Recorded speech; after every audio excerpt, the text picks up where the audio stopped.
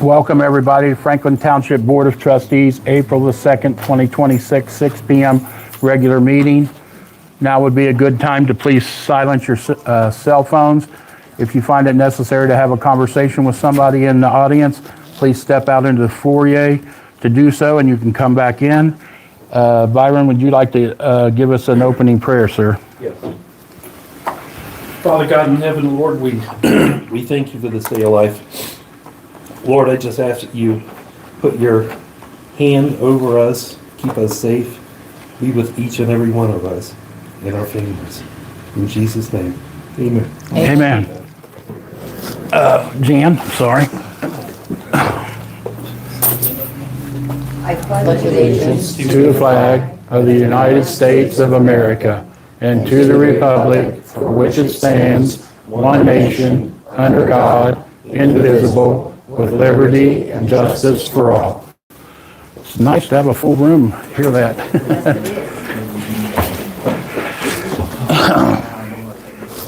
You want to do it before roll call, or you want to do it? How about we do it? Okay, perfect. Can I get a roll call, please? Trustee Fleshman. Yes. Trustee Bowman. Yes. Trustee Fuller. Yes. And I'd like make a motion to adopt today's agenda. I will second that motion. Any discussion? Hearing none, can I get a roll call? Trustee Fleshman. Yes. Trustee Bowman. Yes. Trustee Fuller. Yes. Okay. Joe, I'm going to turn it over to you if you would come up to the podium and introduce yourself, and I'm going to say your team, and we'll go from there. So Sounds great. turn it over to you. Good evening, trustees and community. My name is Joe Mazzola, Health Commissioner, Franklin County Public Health. It's great to be here this evening. Appreciate the opportunity to join you. Thank you for the invitation to talk about our mosquito management program here that we have at Franklin County Public Health. I'm joined by two of my colleagues from the Health Department, Charlie Brochart, our Division Manager for Environmental Health, and Zach Colbert-Watson, our Supervisor for Community Environmental Health. Those two are really the experts. We're going to give a brief presentation to the board, and certainly be available to answer any questions that you may have. I understand there were some questions from residents, and we always want to be responsive to those questions and any concerns that you may have about the program. We're very proud of how our program continues to evolve and make sure that we continue to be evidence-based and data-driven, so we can be responsive to the needs of our entire community. And so with that, I think there's a presentation that might be available. Perfect. So I don't know, Charlie, if you want to lead up with a few remarks and then Zach, or if we wanted to just turn it right over to Zach. Well, for the sake of time, we'll let Zach go ahead and start presenting. I've been with public health for 29 years. I've been involved with the mosquito control program for close to 20 of it, if not more. You've seen it grow and evolve, and we do take pride in what we do and how we build that relationship with the communities that we serve. And you're going to see how we develop this program, and Zach's been a huge part of that growth and management of the program. Can that be focused in a little bit better? It seems blurry. Nicole, just turn out that other light. Okay. Because this light's on, I think we'll be fine. Is that better? Yeah, that's better. Okay. And will this control the slides? I'll get a copy of this sometime for anybody that wants to look at it at a later point. I can send it to you. Oh, it does? Okay. Just the arrows? Nicole, he wants to know how to use the remote. Just hit the side arrow. Wonderful, thank you. Yeah, so as Commissioner Mazzola mentioned, my name is Zach Colbert-Watson. I'm the Community Environmental Health Supervisor at Franklin County Public Health, and the Mosquito Management Program is one of the programs I oversee. And joining me are Joe Mazzola and Charlie Brochart as well. So, just a little background on mosquitoes. Ohio has nearly 60 different species of mosquitoes. The life cycle is pretty much the same for all of them, but there are variations in preferred habitat and habit. The common mosquito-borne diseases in Ohio are West Nile virus and lacrosse virus. The reason that it's important how many different species we have is that only certain species can transmit viruses. West Nile virus is the leading cause of mosquito-borne disease in the continental U.S., and it is the #1 reported arboviral disease. And arbovirus is a virus transmitted by an arthropod, so a mosquito, a tick, anything little with jointed legs like that. Most people who are infected will experience no or very mild symptoms, but about 1 in 150 people who are infected will develop severe neurological symptoms. Think swelling of the brain or spinal cord, and that can cause complications like coma, seizures, and it can be fatal. People with weakened immune systems or people who are 60 years of age or older are at the highest risk. And about 1 in 10 people who develop severe illness will unfortunately pass away. Usually it's only the severe cases that get reported to the local health department, because if people are only a little bit sick, they don't go to the doctor most of the time. The risk of transmission is highest, of course, in late summer and early autumn, when there has been the most time for the virus to amplify in the bird population and then be transmitted to people. Lacrosse virus is the other major mosquito-borne illness in Ohio, and Ohio consistently reports more human cases of lacrosse virus than any other state in the US. Again, most people who are infected will not experience symptoms. However, more than 75% of cases of lacrosse virus occur in children. About half of the children who are hospitalized with lacrosse virus will experience seizures, and about 15% of the children hospitalized with lacrosse virus will go on to develop epilepsy. So very serious long-term effects from this virus as well. Again, it's really only the severe cases that get reported to the local health department, so there are probably vastly more people exposed every year than we actually hear about, because those mild cases just never get reported. And the risk, again, is highest in late summer and early autumn. So last year, there were 98 human cases of locally acquired mosquito-borne illness across the state of Ohio. 45 of them were West Nile virus, that is more than double the 10-year average. 53 of them were lacrosse virus, that is also more than double the 10-year average.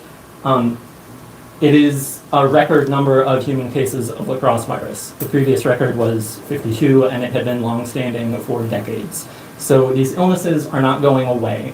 However, because of programs like ours, we are able to do the best job at prevention that is possible. So there were 45 human cases of West Nile virus across the state of Ohio. 1 of them was in Franklin County's jurisdiction. Similarly, there were 53 human cases of lacrosse virus. 1 of them was in Franklin County's jurisdiction. I take that to mean that our program is doing what it's supposed to do, preventing illness.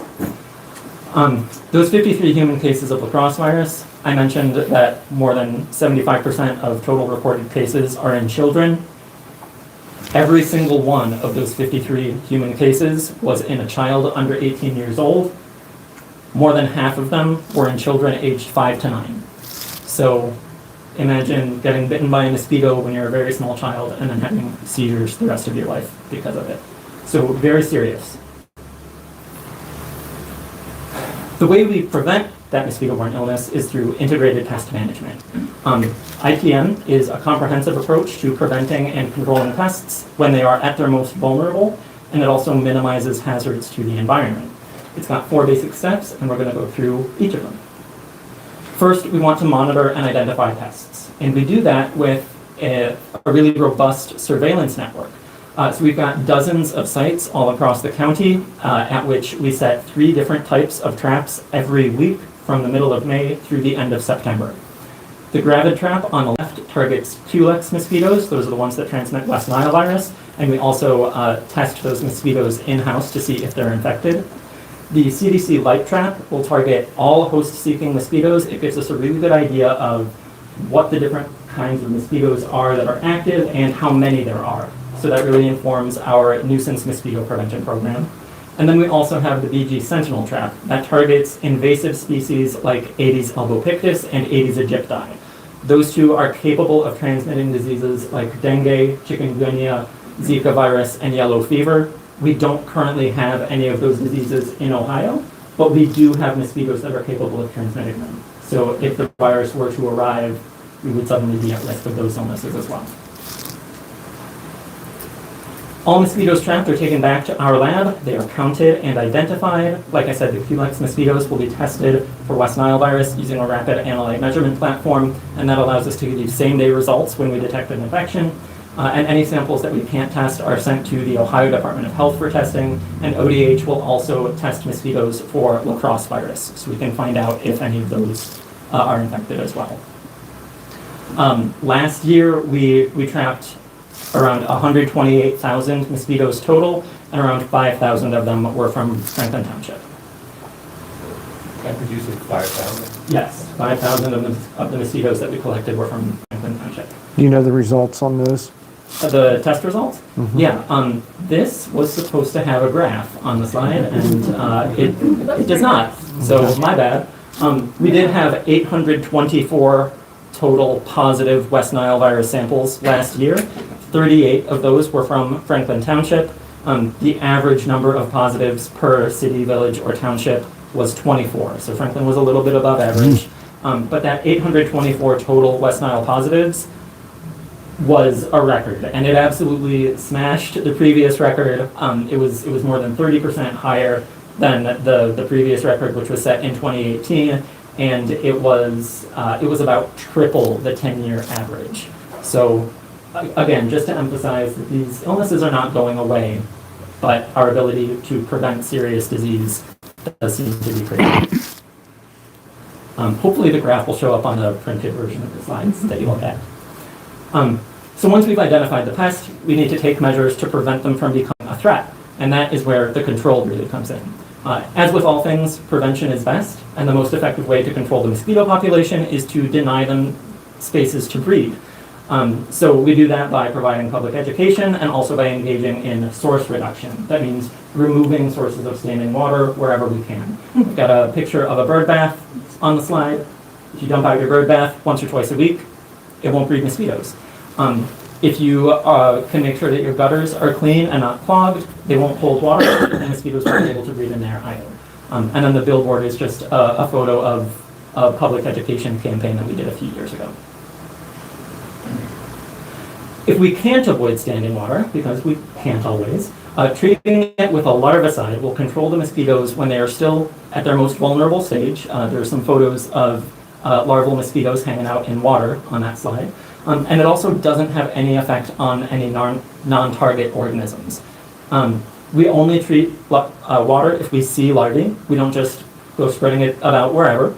And that the active ingredient is something called Bacillus thuringiensis israelensis, BTI, and it is a naturally occurring soil bacteria that is fatal to certain kinds of fly larvae. Mosquitoes are a type of fly, and it has essentially no effect on any other living thing documented.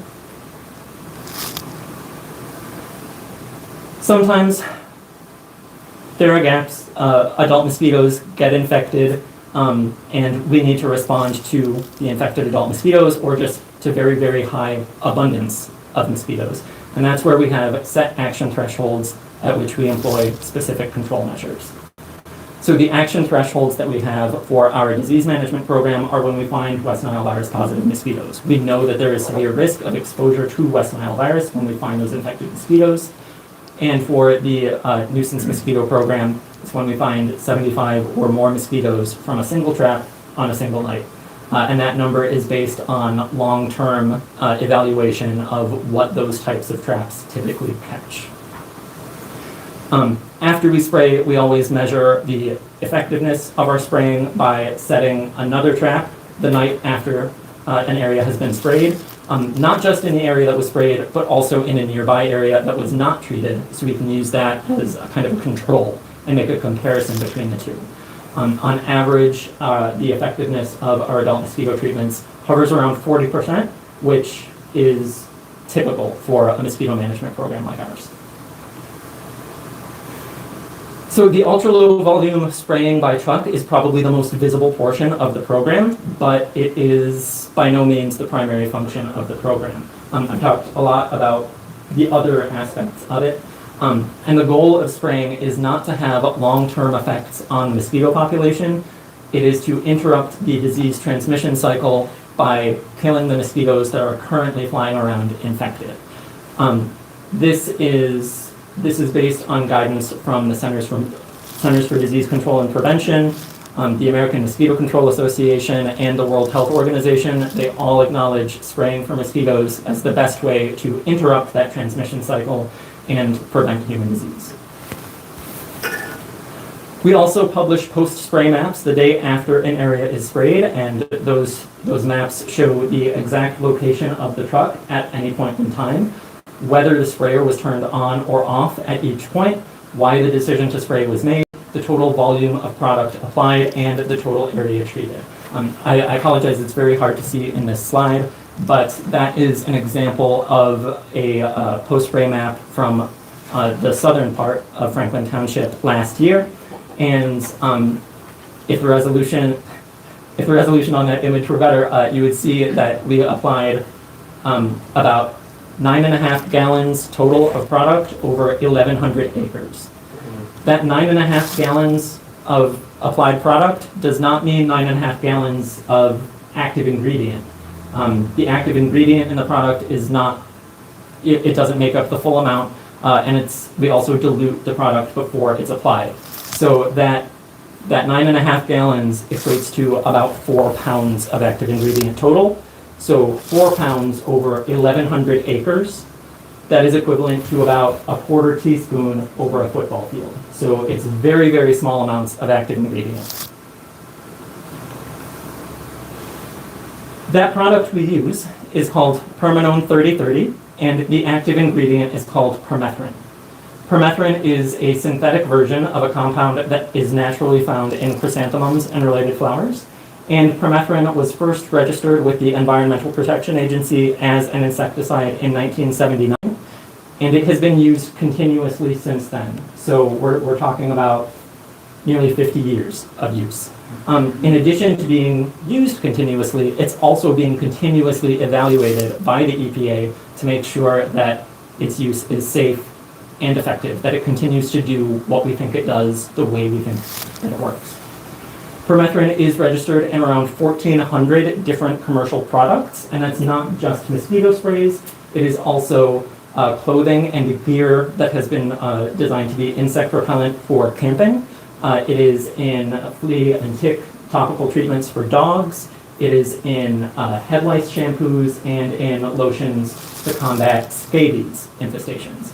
So permethrin is also on the World Health Organization's list of essential medicines because of its utility in treating things like head lice and scabies. And I think in a lot of cases, when we talk about pesticides, we have the assumption that if a compound is bad for bugs, it must be bad for people too. And the data really doesn't show that that's the case. Permethrin has, like I said, been studied continuously since the 70s, and it's been demonstrated to have very low toxicity. If you do happen to be exposed to it, it's got very low absorption, so it isn't really taken in by your body. And the amount that is taken in is very quickly metabolized, and then it just passes right through in your normal excretory processes. Some longer-term studies have never found any evidence of chronic health effects from permethrin exposure. There's no evidence of carcinogenicity, that's the ability to cause cancer, so permethrin is not associated with any cancer.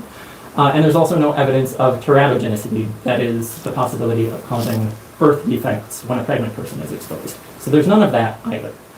I think it's really worth keeping in mind that mosquitoes and humans are very, very different biochemically. We don't respond the same way to different chemicals as each other.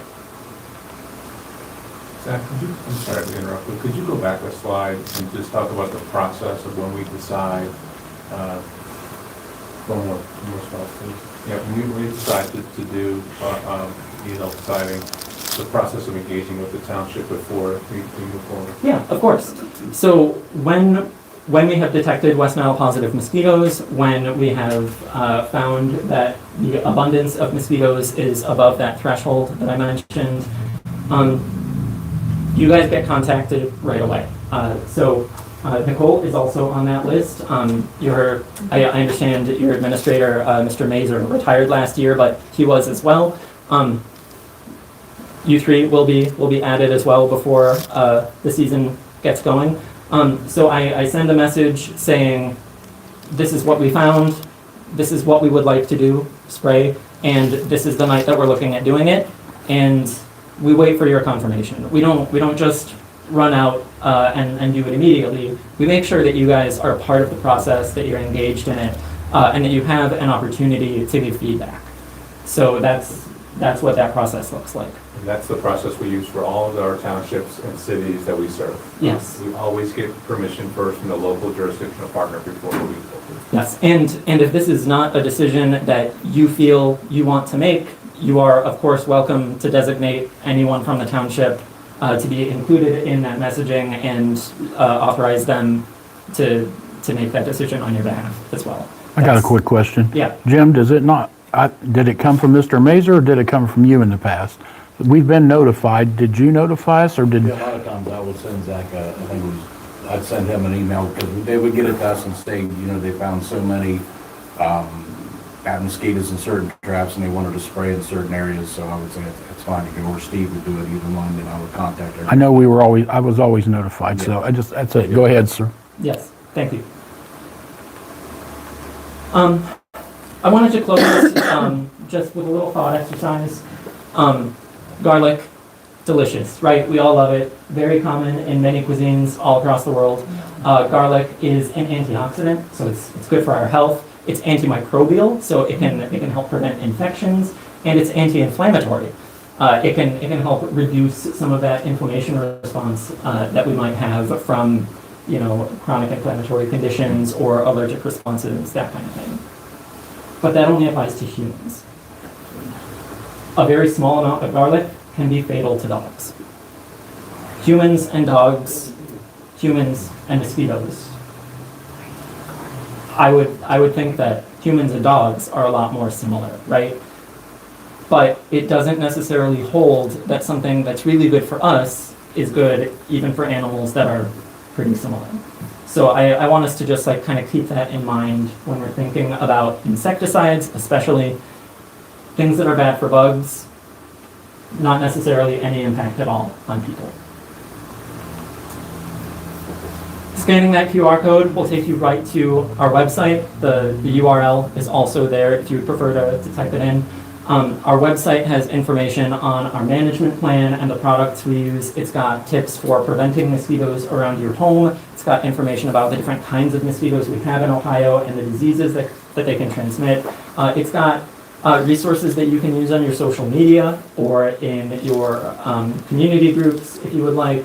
And it also is where we post all our surveillance data. So all the trap numbers, the results of the West Nile virus testing, and our post-spray maps, if you're ever interested in looking at those, as well as our spraying schedule. Check it out if you have time, and that is supposed to be easier to read again. But yeah, Zach Holbert Watson, Charlie Groter, Joe Mazzola, please reach out with any questions. Can you just quickly explain the opt-out process? Yes. Also on our website, there is a form for our Do Not Spray registry. So if you want the spray truck shut off in front of your property, all you have to do is fill out that form, and we will exclude your property and a 150-foot buffer around your parcel boundaries.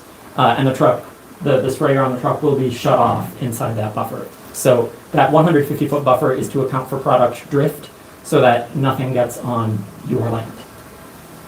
So on the mosquitoes on the West Nile, we go through winters, it's cold and et cetera. Do you understand how the mosquitoes, the West Nile, do we start off with a clean slate and somehow the mosquitoes come from somewhere else? That's a really fascinating question.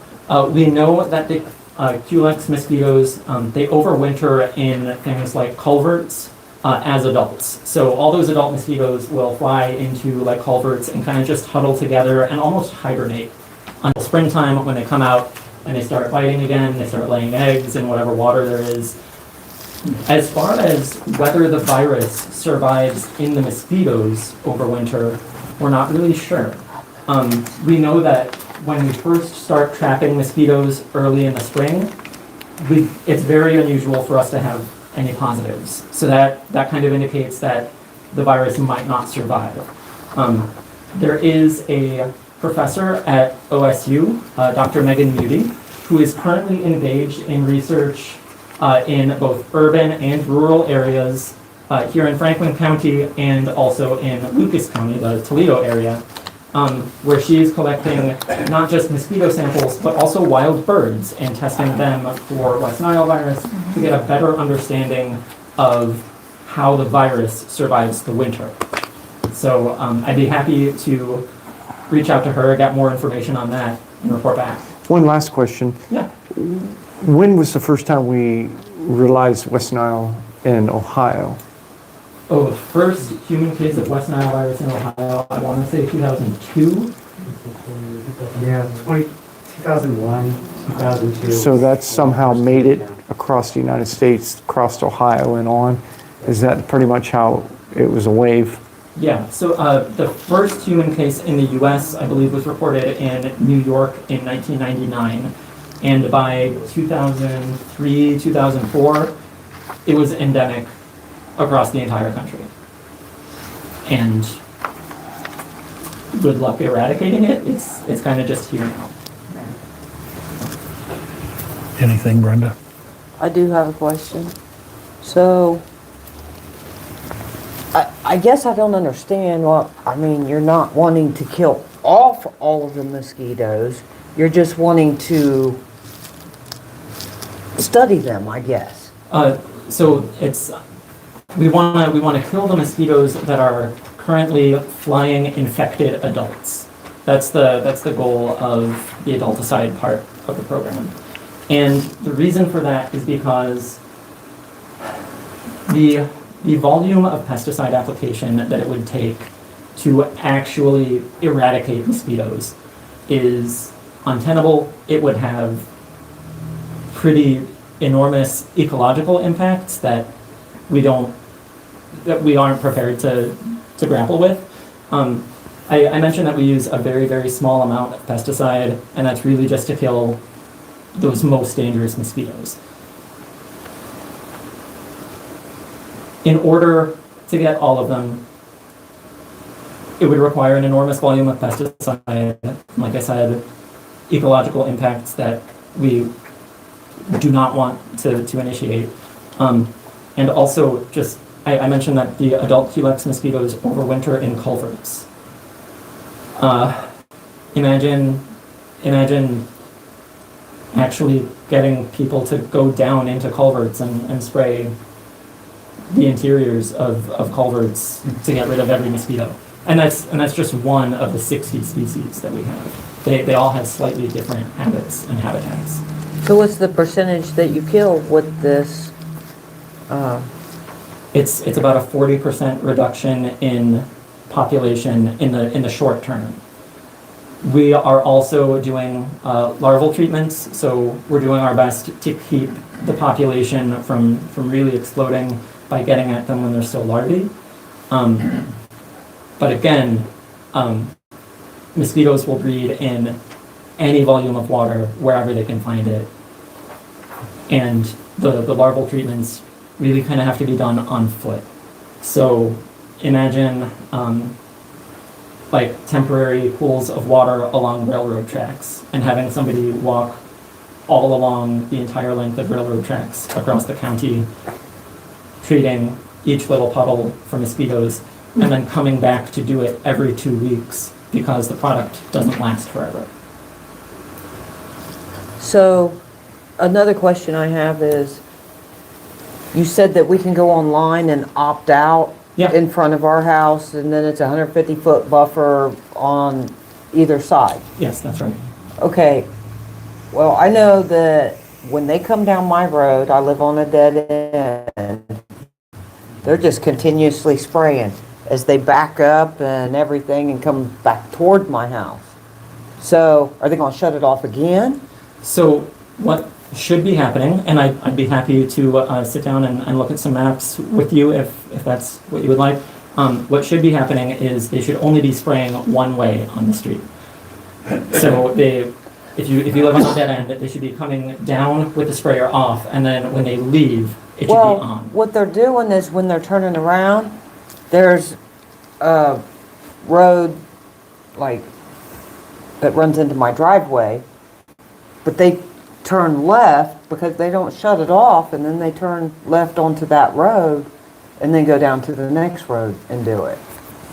So they don't shut it off after they pass my house. Okay.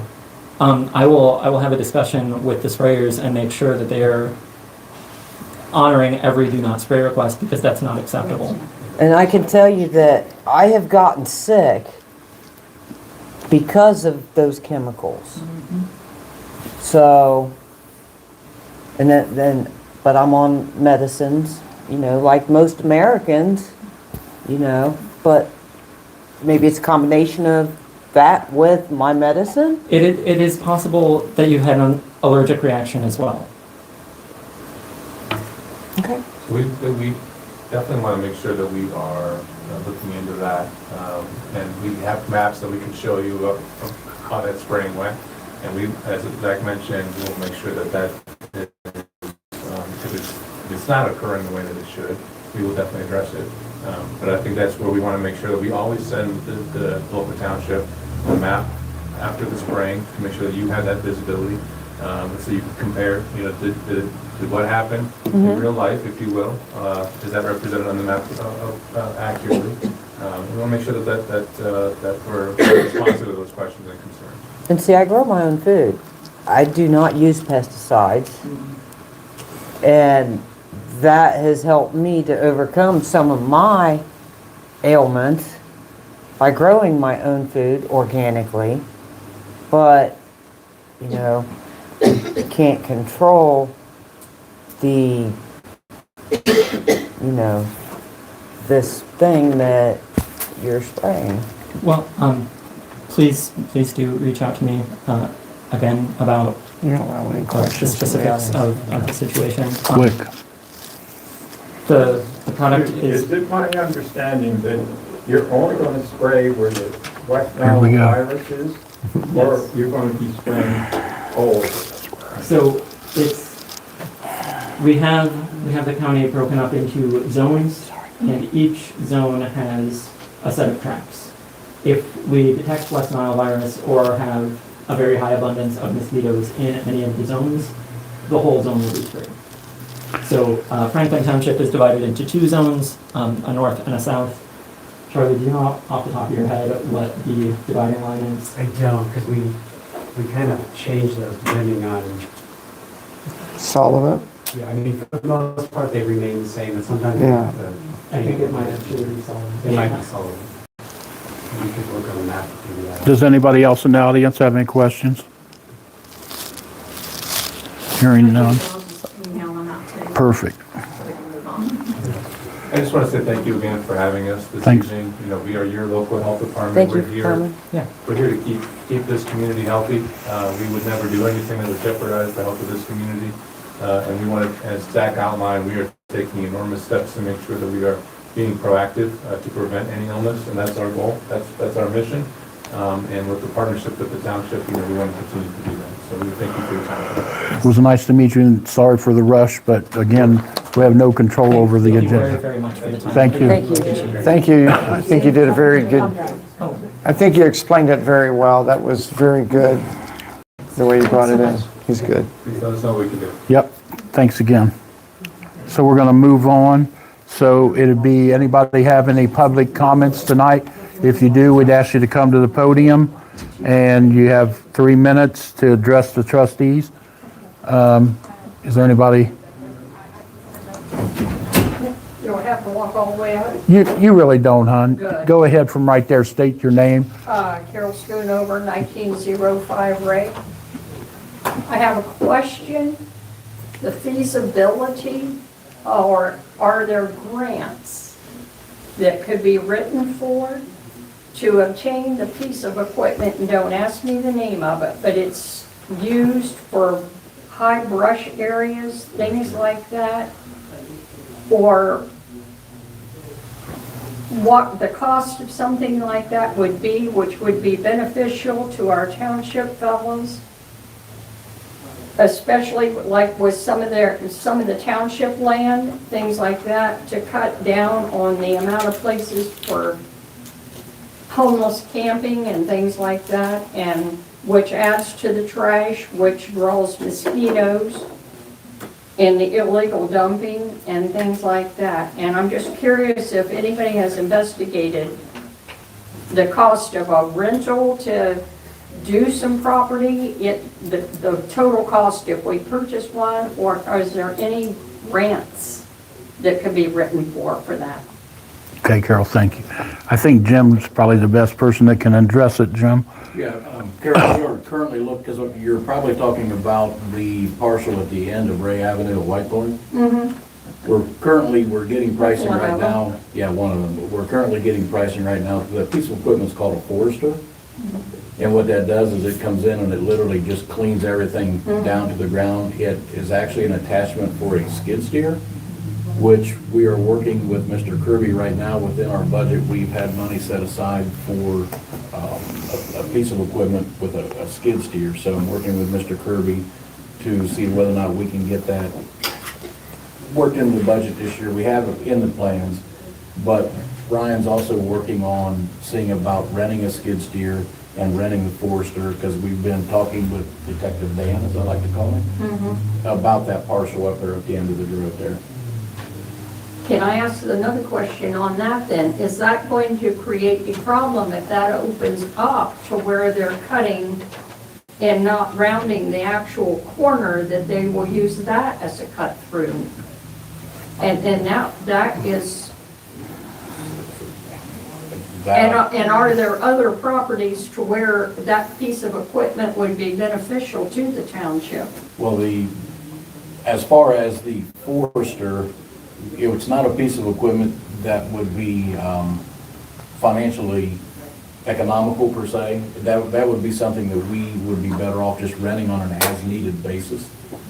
But the other equipment that I was talking about is something that we've had in the works for a couple of years, and I think that we will possibly be able to get that taken care of.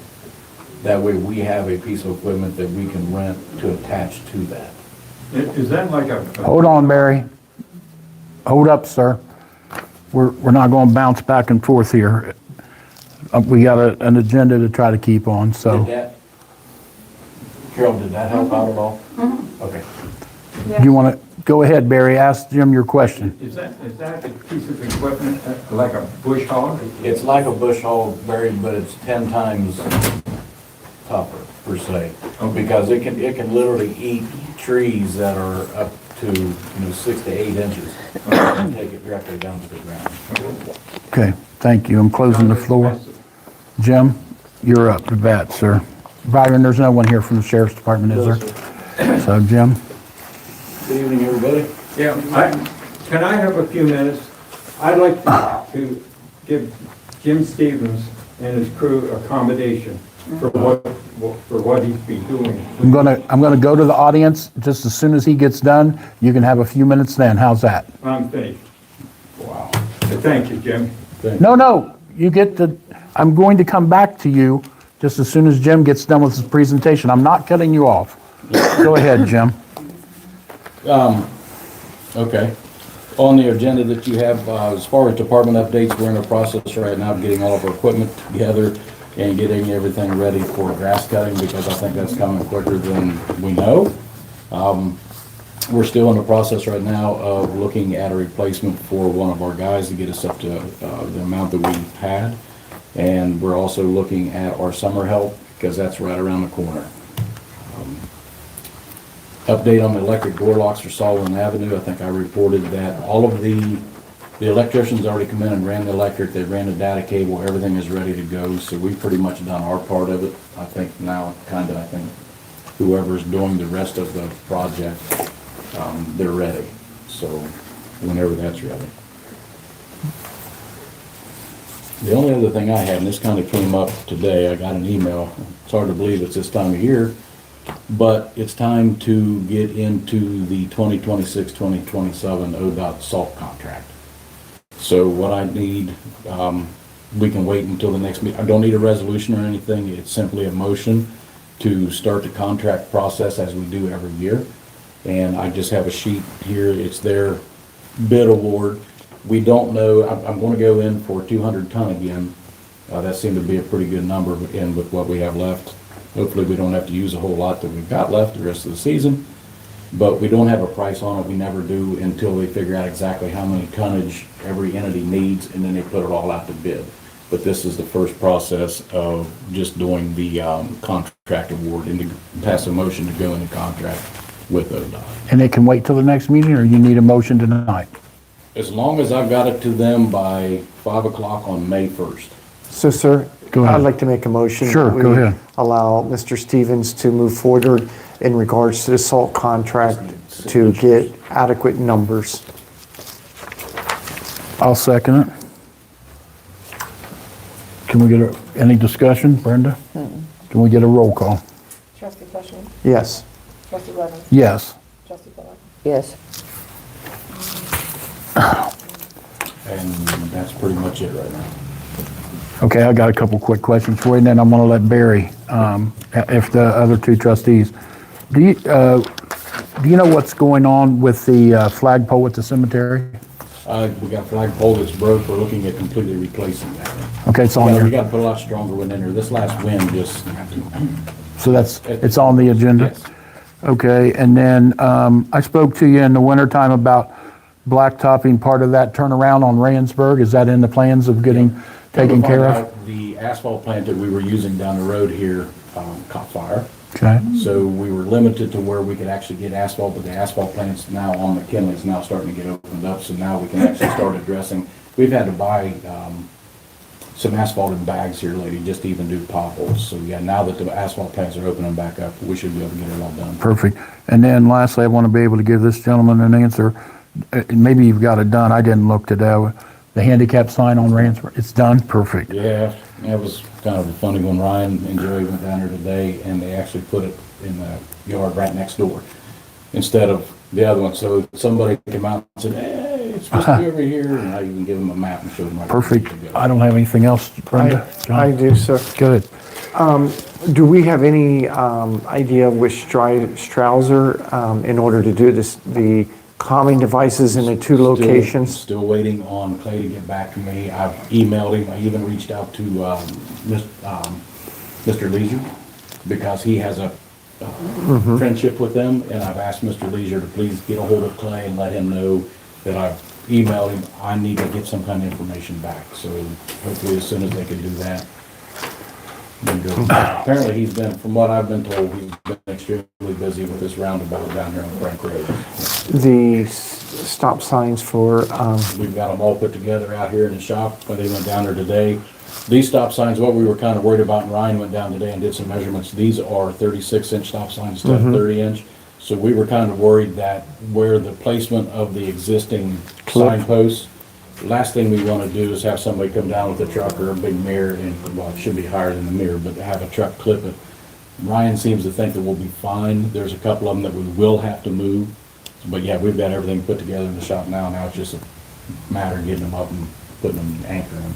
so can you just put an L bracket, like a lot of those you can bolt through the, the sign, just make them 6 inches over, 8 inches over, and then come back up and put it on, so it would go like this. The way that they mount, the way it has to mount onto the post itself, we would either have to, some of the posts, we will be able to use, the existing posts we will be able to use. We have to put an extension on the top of them to actually hold the solar panel. Okay. I think 2 of them, Ryan said today, that we're actually gonna have to pull and move over in order to do it. Yeah, we really couldn't put an L bracket on the axle. You'd have a post come up and then. By the time you build it and did it, you could just remove, Yeah. you move it over. It's a lot quicker for Got us it. to do it that way than to Sure. build new brackets. But yeah, Sure. it's all, everything's put together and. You had a question at the last meeting about the signs going on the insurance. Did you get that Yeah, checked I out? sent Is it, the it's on? information, yes. Great. Okay, that just came to my mind. I didn't even have that wrote down. Brenda, did you have anything? I do. I want to say thank you for all your hard work. And, today's a very special day for you. Yes, it is. And, is. and it is. Just another Happy day. birthday to I would like everybody to you. join me in singing happy birthday to Mr. Jim Stevens. And I'm sorry, it's Ready? And happy birthday to you. Thank you. Happy birthday to you. Happy birthday, dear Jim. Happy birthday to you.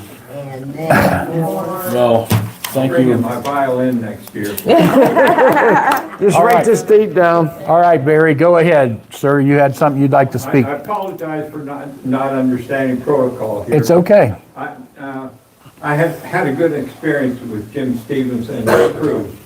And I had some trees cut down, and they came out with their equipment and they cleaned the whole thing up. It's wonderful. You'd never get this kind of attention in the city. For And sure. I don't believe I'm getting preferential treatment. I think this is available to all the people in the Yep, township. yep. Am I correct, Jim? You take good care of all of us. Thank Thank you. Thank you. Thank you. How do you determine how you take, for example, the entrance to Ramsburg Avenue on the west side of Harrisburg Pike? It's really like choppy. I don't know if that, how I can else explain it. A lot of the problems that we end up having going down Harrisburg Pike with your entrances onto the side roads is it falls into an ODOT right of way. Yeah. Trust me, nobody really likes to hear that. I mean, we try to do the best that we can. Sometimes we do what we can, I'll just say that. Gotcha. But yeah, it's an unfortunate thing. We've got a really good contact with District 6 ODOT, and there's times I think he gets tired of getting my emails about things, but you know, we try to stay up on it the best we can. Okay. Yeah, thank you, ma'am. Yeah, I'd just like to, the curbs around our area, I live on Eastbrook Drive, it seems to be that they're so covered with the rocks that are coming off the curb. So when it rains real hard, it's not draining very good. I always have puddles. I even go out and, and clean mine every year, but people don't do that. We're actually scheduled to do street sweeping Oh, this okay. spring. And one thing that we do is we do a preventive work with our hydro machine, and we go through and we try to jet out and hydro any debris that we've got down in our catch basins. During the wintertime, you end up, snow melts and it just pulls everything to them. So that's usually in the spring when we go around, we start doing that. Yeah, I know mine's crumbling my curb in front. We've got, And when it rains, that all piles up there, and then, you go out and clean it up, but it's still crumbling, so. yeah, we've got some cold areas that I think we're gonna have to be rebuilt. And that's something we would have to contract that out and have a company from them. I know that they're talking about doing the sidewalks down in the area right now. I haven't heard much more about that project. I have, but yeah. I think there's some work that's gonna need to be done, but yeah. Thanks. All right, Jim, get out of here, get home. Oh, and by the way, I did turn 29 today. Okay. Have a good evening, be I'll be able safe. to- Bob, sir? Good evening. I do have some run statistics for you for the month of March. Fire department took 564 incidents. 67 of those were in the township. 4 building fires, one of those was in the township. We did have 6 cardiac arrests with no one coming back for us that month. Let's see. Second thing I have is the LIV or LIV, third party fire prevention company. This company has been hired by all of the surrounding municipalities, including the city of Columbus, Jackson Township, Prairie Township, and many others. And this company basically compiles all of our commercial fire prevention permitting processes, like with cooking hoods, fire extinguishers, sprinkler systems, things that Todd ends up going out and doing his inspections annually for.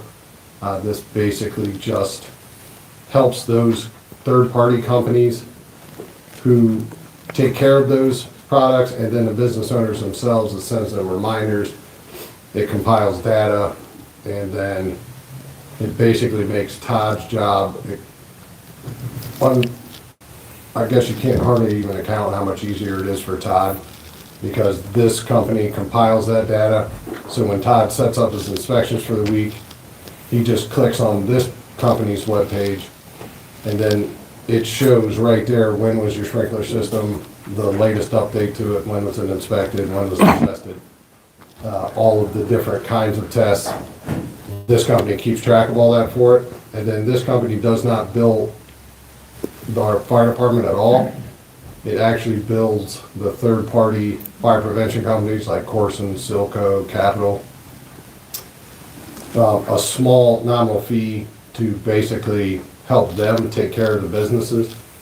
And because all of the surrounding municipalities have already incorporated this company, because it's so much easier for everyone, that cost has already been built in to our township companies through whatever third-party company they're using, Silco, Capital, you name it. So Todd and I talked about it extensively. We've met with this group quite a bit, and we feel like it's a good idea, and it would be extremely helpful and beneficial to not only the township businesses, but for our department as a whole.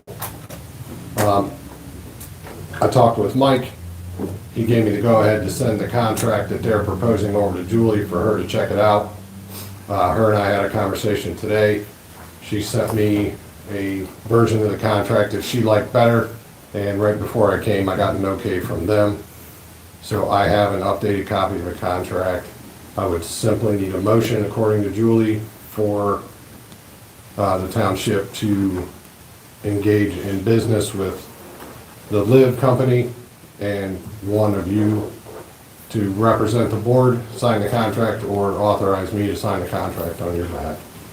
So, Mr. Chairman, I can make the motion. However, how would you perceive in the person that would want to, do we want to allow the chief to be able to sign the contract, or do you want that to come back to the board? Which would be the most advantageous for the township? I'm comfortable with the chief signing it. How about you, Brenda? Yeah. I'm good with it. You're a big opponent of their department heads and let them run their department and things like that, so. I'm like-minded in that, so if I may, sir, I'll make a motion if that would be fine. Sure. So I'd like to make a motion that we allow Fire Chief to continue in engaging with Julie, our law firm, and be able to facilitate and sign necessary documentation in regards to this application. With the LIV company, correct? Correct. I'll second it. Any discussion? Hearing none, can I get a roll call? Trustee Fleshman. Yes. Trustee Bowman. Yes. Trustee Clark. Yes.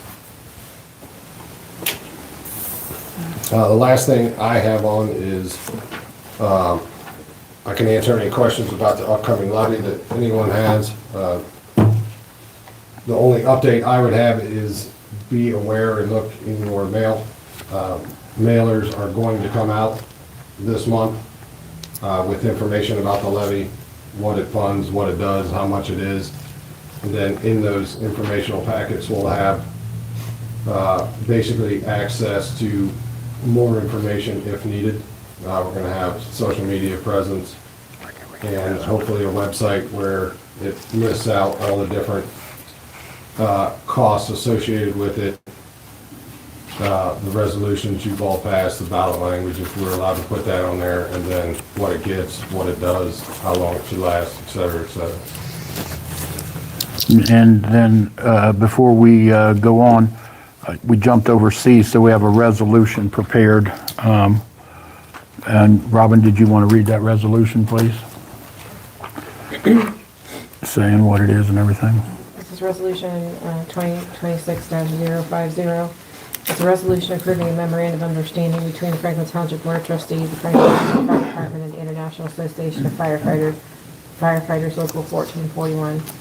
Whereas the Franklin Township Board of Trustees, the Franklin Township Fire Department, and the International Association of Firefighters Local 1441, and a bargaining agreement, whereas Article 19, Section 1.2 of the CBA states that subsequent two-year pay schedule covered under the contract will be noted in Appendix A, whereas Appendix A of the CBA further provides after January 1st of 2025, Article 19 shall be reopened solely for bargaining with respects to wages to the subsequent 2 years of the contract.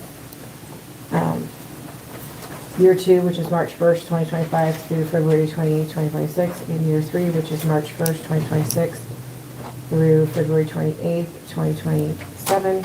Whereas the parties have engaged in negotiations regarding the wages for Year 3 of the contract and have reached agreement in memorizing the Member of Understanding. Whereas the MOU provides for a 4% increase in the pay scale for firefighter 1 through a firefighter 5 effective the first full pay period in April 2026, and whereas the MOU further provides that the salary for promoted ranks shall be calculated based upon the updated firefighter 5 pay scale. Whereas Local 1441 has agreed to waive any retroactive back pay associated with the wage increase for the period of February 28, 2026 through April 4, 2026.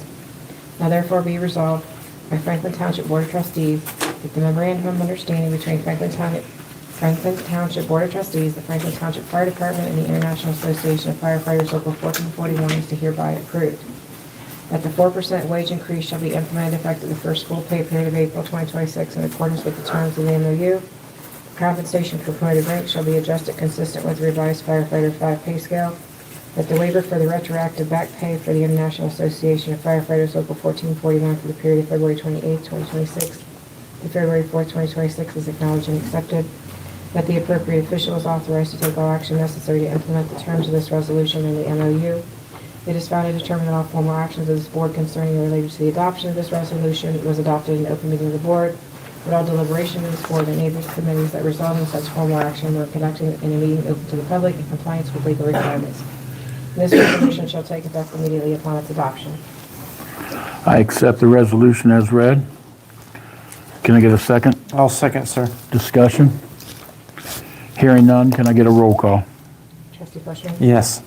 Trustee Levin? Yes. Trustee Fuller? Yes.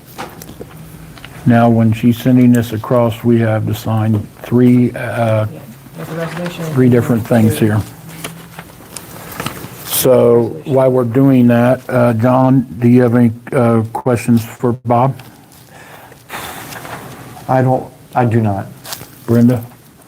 No. Anybody in the audience have any questions for Bob? Go ahead. I just missed it, but what exactly is the fire, is LIV, what exactly are they doing? So they basically help our township businesses take care of their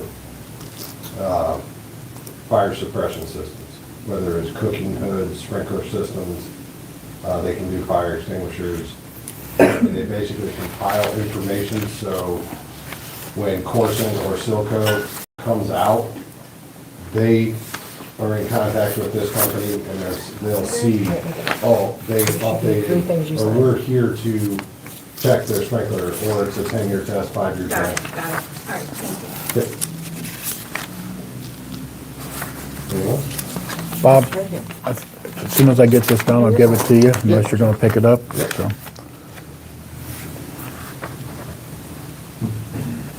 You want to get ready to go, sir? Yes, sir. All righty.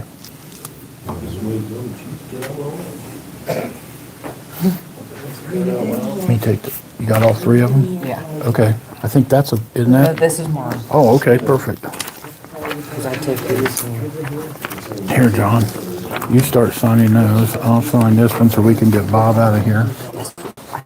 that one was, not because I was just looking at this, just, Makes sense. It's all part of it. And not just listen to yours. thank you. I don't know what I did, I was doing the call. When you get that one signed, if you can hand it to, he can get out of here. That's their copy. Okay, I'll hand you these. Yes, sir. Chief, you can get started if you'd like. Okay. Thank you, sir. These are some pictures of the clearing of the Sir? two buildings. I talked to Steve earlier. He dropped these off for you guys just to see. That was all taken care of. Here, go ahead and sign that. Pass those on for you. That's just a copy of what we just signed. Okay, yeah, I've already got it. Oh, you already did? Yes, I'll sir. take that. I got to do this one. I'm sorry. And this is, I'm sorry, sir, we were signing stuff. We are looking at, The buildings that are no longer Yes. at Midland and 62. So this is gonna make a great place for semis. So, Careful what is you it, wish for. so when I say that, it's a Don't little give tongue in cheek. ideas. Are they going to, the owner, are they going to put anything up like, to keep vehicles or, because I can see what happens in the corner coming up here and parking. Yeah. It's my understanding, and I don't know if it's a done deal or not a done deal, just in conversation, that he's already in works to sell that property. Okay, Tearing the buildings down was part of that sale. And what the person is going to or hoping to build is some kind of a mechanic shop. Because it's zone commercial, it's, just, it fits right in there, don't it? yeah, so come talk to Nicole and Todd if he needed to, and I would, get the right permits and whatever. But yeah, it does, fits right on the corner. well, unfortunately, because that whole area, Let's see, we will have the March stats in 2 weeks. She wasn't able to get them all compiled for me. The speed trailers, the one on El Paso seems to have a little hiccup, so we're gonna figure that out. The other one was put on Little Avenue, going westbound. So for the last 7 days, there was 1,125 vehicles going west, which I know what you're thinking. You're thinking 1,100, and here's, we got a dead-end street that had 3,000 and some. I said the same thing. It's like, all right, it's a little weird.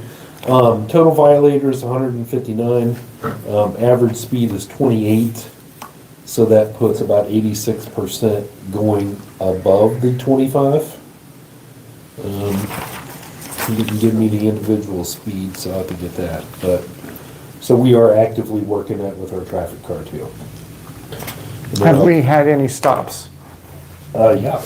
There's Okay. been a lot of stops in the entire area Okay, of Little, Hart, 62, Randsburg, every, on Ransford, can you give us an update as far as how many cars may have been stopped coming out of Ransford? I can get that. Yeah. Okay, It's difficult to catch a car speeding on Randsburg, because it's a dead-end road and they have to Sure. slow down or they'll hit somebody.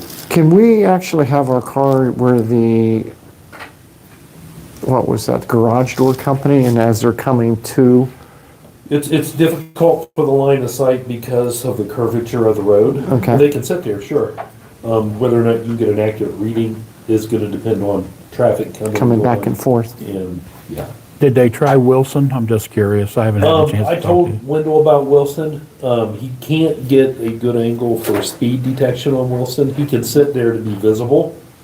So it doesn't work when they go by? He can't get a, No, it won't get, you've gotta have like line Line of of sight where sight. it follows the car. okay. But yes, no, I did. Let's see, striping of additional cruisers. So back in January, when we talked about striping the 2 new cars, I was asked to get some quotes on striping some of the other cars. So I did. It's $1,190 per vehicle to have the old striping removed and the new striping put on, which is only about $100 and some more than the new striping. So they're not charging much for the labor to, Take it off. yeah, and they buff that out too. So it's not just like peeling off a sticker and sticking one up. They actually have to clean that up. So I did an audit of all the cars. We have 6 that are below 60,000 miles that we would still get at least 3 years to 4 years of life out of. So I did talk to Chris. He was able to put it in a budget. If the board would like, we can proceed with the new striping on the 6 newest cars that I have. Everything else is so much older, it'll probably be gone or decommissioned within 2 years, so I didn't really think it was worth the money. I do not think it's a good expenditure of the money. I don't think people care when a car pulls up in front of their house what striping it has on it. They just want to have a police officer show up, and the cars that we have are in perfectly good shape. I think we're spending $6,000 almost $6,600 that we wouldn't necessarily need to spend. I think we can find better places to put that money. I remember you made a good point when we were in executive session. We're talking about another officer. You said it costs $5,000 Yeah. to outfit an officer. So, I mean, has that been put into the budget too? Not yet. So, that's just one trustee's opinion. If the others want the cars to be restriped, I'm surely not going to stand in the way or, kick a fuss. It's just my opinion. Okay. So, My understanding, I don't understand. hold on just a second. We're I'd going to like- come to you, I promise you. I like the unison of as many cars as we could. If we were getting the longevity of it, I could see spending the money for the cars and the other ones drop off. Right. It would allow us to go to the new striping design more quicker than going over a 5-year period. I'm one trustee on that opinion as far as what we are putting into our car and our new look, and people recognize who we are. Okay. Brenda, you have anything? Well, I kind of see what you're saying. You're saying that if, once a cruiser gets to the mileage where we need to get rid of it and we get a new one, we start striping them as we get the newer ones. Right. And how many vehicles are going to be, that you said are higher than the 60,000 miles? There's 5, I believe. Let me see. 6. Wouldn't you be, you're asking to do 6? 6 would be within the below 60 to be restriped. So there's 1, 2, 3 that are above that we wouldn't consider putting the new striping on. Because we would be looking into getting, They'll be in the line to be replacements for replaced anyway within the next few years. So 6 of them we will have for at least 3 to 4 years, at least. okay. I mean, based on wear, tear, and, accidents and everything. In theory, you wouldn't stripe anything that had more than 60,000 miles in it because you're not gonna get a lot of time out of that car. And the difference between 60 and the next one is like 77,000. So it's not like a couple miles, And then 95 and then 92. So those we're not looking at doing. So it'd be the newer cars. It's up to you if you want to make a, Because we're spending money doesn't have to be a resolution. yeah, I didn't get to that. At this point, we don't have a resolution I think we ready. should just bring it up at, can Right. you bring it back to the board Sure can. at the next meeting? Sure. Okay, thank you. Okay, so Is it okay to continue? I mean, are you done? Oh, yes, sir. Oh, okay, I just wanted to make sure because you cut me off. Go ahead, Byron. Okay, so there was discussion about part-time officers, possibly an additional full-time officer, so I got with Chris, and he was able to put the 14th officer in the budget. I can begin that process of putting a list together, just probably for audit purposes, need a motion, Robin, you think, or? is- If you're I mean, it's hit or- pursuing candidates, then yeah. Yeah, I don't need a resolution for that. Maybe a motion if you want for me to proceed with that. Would you like to proceed with the motion, John? I'd like to make a motion that we have Chief Smith due diligence in looking at adding an additional officer as well as any part-time, working with Mr. Kirby and our budget and reporting back to the board. Okay. I'll second it. I apologize. If No, there's it's no good. further questions, I would ask for a second. I'll second it. You can call the roll. Yes, call the roll, please. Trustee Fleshman. Yes. Trustee Levins. Yes.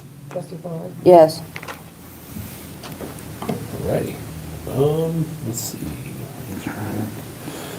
So last week, Trustee Blevins and I and Nicole met with the owner of 977 Harrisburg Pike, where the grocery store and the smoke shop and the phone store are.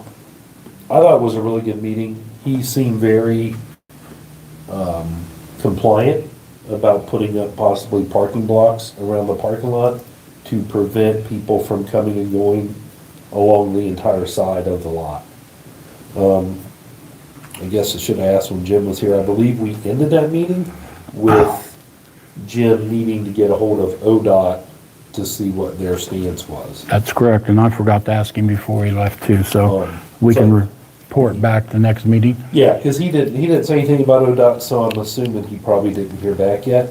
And then we can decide how to, push. I agree with you, though. It was a great meeting. He's very receptive. He wants to be a good partner to the township and still let his people that rent his business make a living and stuff. We made some other recommendations to him. No need to go into those here and now, but I agree with your assessment of that, how the meeting went. So we'll keep on that, and then once we cross ODOT's threshold, we'll kind of go from there, I suppose. It would seem that if they did put parking block, actually it would open up their parking lot, meaning that cars could actually park parallel, like 2 or 3 cars, for more parking because they're not in the way. Right. Yeah, it could create more spots. Let's see, update on 301. So got 301 back. It's now able to be driven. The decals have been removed from it that need to be removed. Lieutenant Ratliff will be getting with Jim on the procedure for putting it out here and doing the sealed bids. perfect. And we already have a resolution to sell that, so I think we're good with this. I think it's sort of like 2 weeks it has to be up or something. I don't remember how long you did it for, but I'll find out and then we'll go from there. So that is definitely, in the works, looking pretty good. Let's see, since the last meeting, along with us, the sheriff's office did a raid up in the Broadlawn area at one of our known drug houses. There were several arrests made, narcotics confiscated, and of course that's a long process after the fact. Where was that at? Broadlawn. Broadlawn, okay.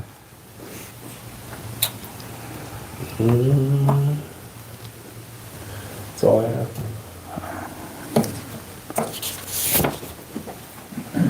So when we bring on a new officer, are we going to have to bring on another car? Because our officers don't share cars. They all have to, they're going to be able to share now? Well, they always could share. Oh, I mean, there's obviously a benefit when you space them out because you get more life out of it.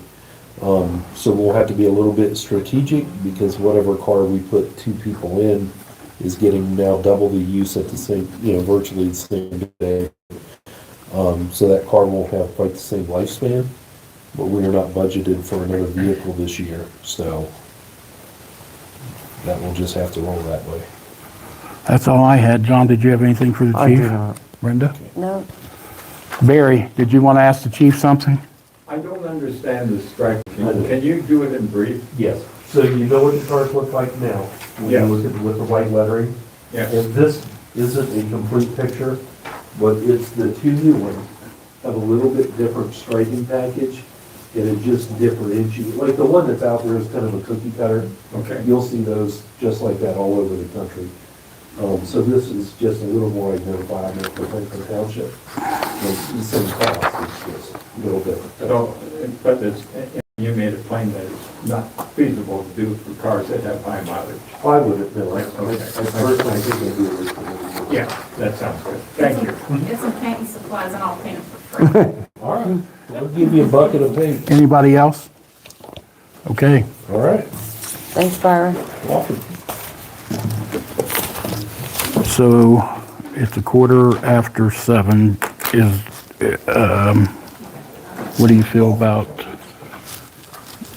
are we able to postpone the reading of the resolutions on the nuisance cars and properties until the next meeting? Very quickly. Huh? We have a plan to. Oh, okay, you're go. Okay, good to go then. So I'm gonna do the junk car resolutions and Robin's gonna do the nuisance properties. Perfect. And what I'm gonna do is, I'm gonna read the general resolution, and then I'm going to specify each resolution number per address. So it'll be done in one. Sure. Okay. So, this is a resolution declaring junk motor vehicles, at certain parcels that I'll read, and providing for its removal. So the Board of Trustees of Franklin Township, Franklin County, Ohio, met in person in a regular meeting at 6 p.m. on Thursday, April 2nd, 2026. The trustees marked below made motion for the adoption of the following resolutions, which you can do that after I read the specific parcels. Whereas the Board of Trustees of Franklin Township, pursuant to the provisions of Ohio Revised Code, Section 505871, has the authority to address and remove junk vehicles by electing to implement the provisions of the Ohio Revised Code, Section 505.871. And whereas it's in the best interest of Franklin Township and its residents to proceed under Section 505.871 of the Ohio Revised Code in order to remove or have removed the junk motor vehicles from the property. So therefore be it resolved by the Board of Trustees, by the Board of Township Trustees of Franklin Township, Franklin County, Ohio, that the following resolutions are hereby adopted. So it will be Section 1. The board hereby determines that a motor vehicle located at 1103 Harrisburg Pike, Columbus, Ohio, 43223, parcel 140002994, in the unincorporated area of the township, which may generally be described as a maroon Suzuki sideback.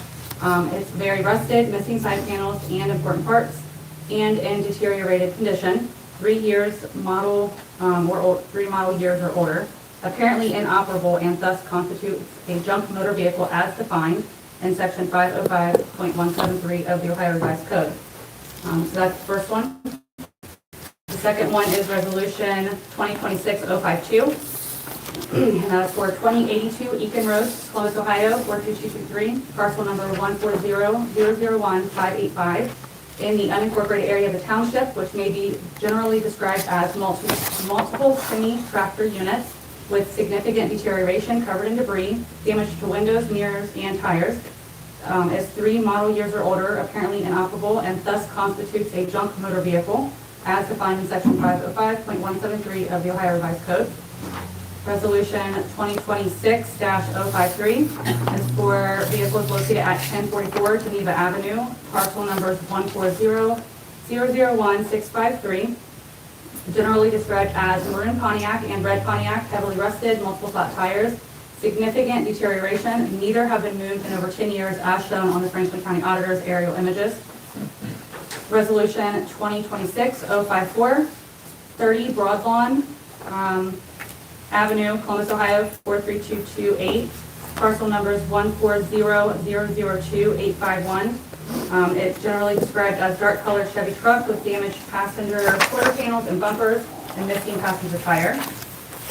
Resolution 2026-055, located at 108 Florence Avenue, parcel number 140002807. Generally described as a black Toyota 4-door sedan, missing bumper, damaged quarter panel, and bent front wheel supports. Resolution 2026-056, vehicle located at 56 Broadlawn Avenue, Columbus, Ohio, 43228, parcel number 140002847. Generally described as a dark colored Scion XD with damage to front end and tires. And last, Resolution 2026-057, vehicle located at 67 Florence Avenue, Columbus, Ohio, 43228, parcel number 140002792. Generally described as a silver Ford hatchback with damage to front end and driver's side, missing tires, and popped up on jacks. So the rest of the resolutions read, the township shall provide for the removal of said junk motor vehicles from the property on which the vehicle is located not sooner than 14 days after publication of notice of its intention to remove or cause removal of the vehicle on the owners of the land and any lien holders of the land. Upon proper notice and failure of the property owner to remove said junk vehicle within 14 days of service of notice, the township shall provide for removal of said junk motor vehicle, and the expenses thereof shall be certified by the administrative assistant to Franklin County Auditor, who shall place the expenses on the tax duplicate as a lien upon the property to be collected as a tax and returned to the township's general fund. Section 6, the board finds and determines that all formal actions of this board concerning and related to the passage of these resolutions were taken in open meetings of this board, and that all deliberations of the board that resulted in formal action were taken in meetings of the public in compliance with all legal requirements, including but not limited to Ohio Revised Code, Section 121.22, except as otherwise permitted thereby. And Section 7, this resolution shall take effect immediately upon its passage. So roll was called, and so we can do the trustee Marcelo made motion for the adoption of these resolutions. So I accept the resolutions as read. Can I get a second? And I'll then- second. And then discussion. Yeah, I'm looking at the one that says 2082 Eureka Road. Eakin Road. The semi sitting there, or is that also, are we talking just the cars or the semis too? There's all of it. Yeah, Okay. she's going after it all. Because it's obvious to me that when you see semis this far down into the earth, then yeah, it's been sitting there for some time.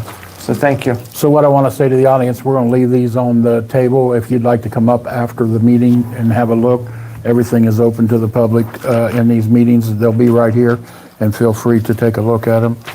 Brenda, did you have any discussion? No. I don't have anything, so I've got a resolution and a second, so can I get a roll call, ma'am? So this is going to be for resolutions 2026-051 through 2026-057. Trustee Fleshman, Yes. trustee Blevins, Yes. trustee Fuller. Yes.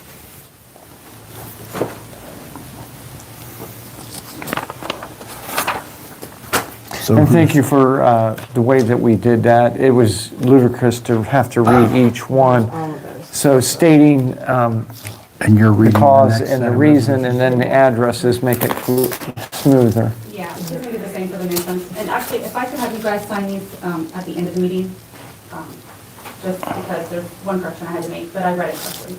Okay. Okay. So don't sign any of these yet? No, on hers, she said at the Yeah, I end. think we'll just wait.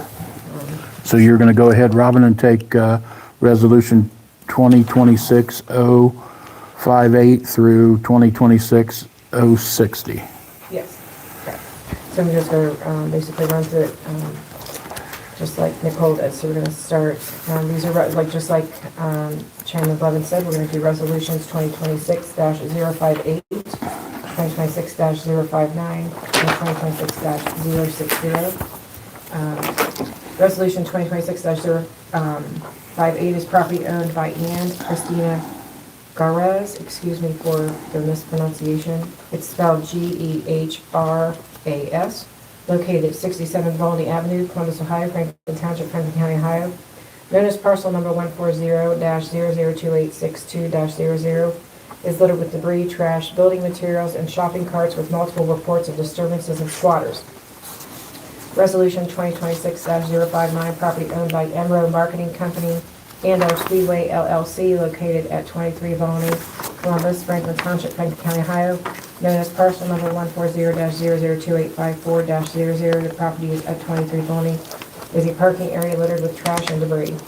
Resolution 2026-060, property owned by Tyler Pickrell, located at 77 Broadlawn, Columbus, Ohio, Franklin Township, Franklin County, Ohio, known as parcel number 140-0034-00 is littered with trash, debris, household waste.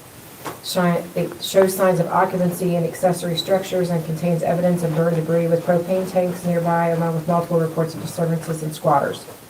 Whereas pursuant by 505.07 of the Ohio Revised Code, the board is authorized to determine that the accumulation of vegetation, garbage, refuge, or other debris constitutes nuisance and orders its abatement, control, and removal.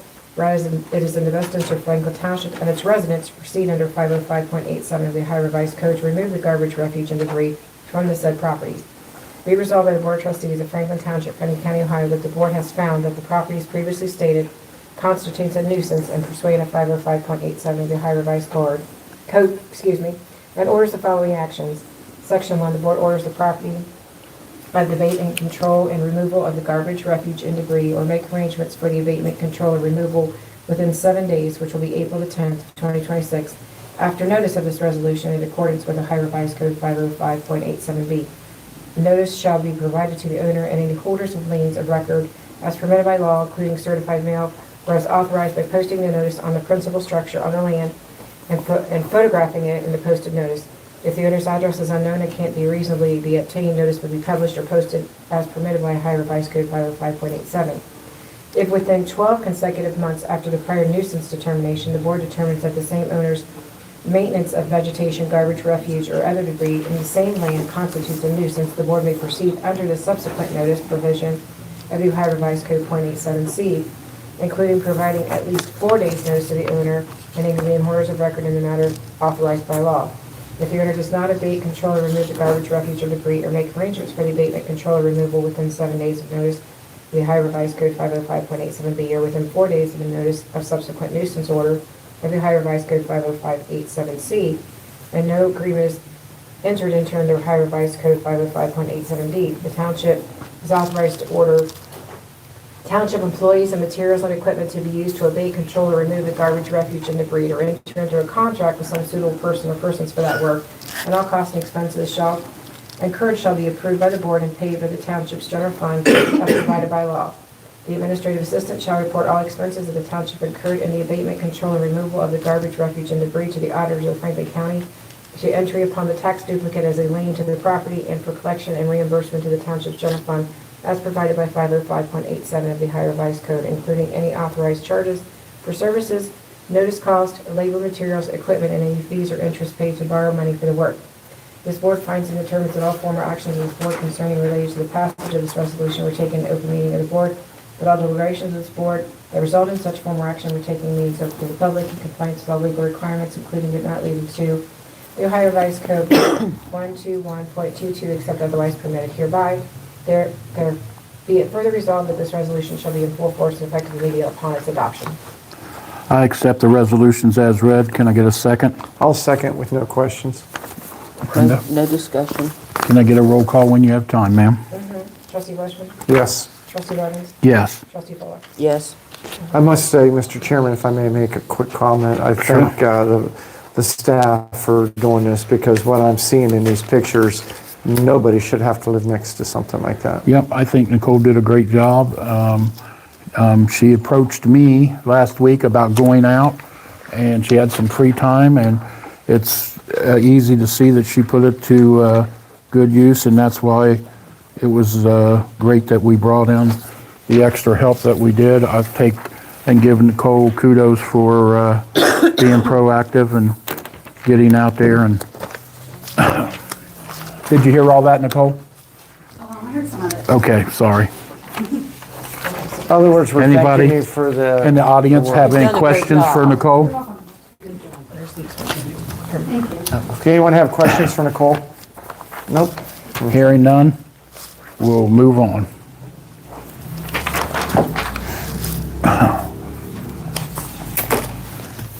We're getting there.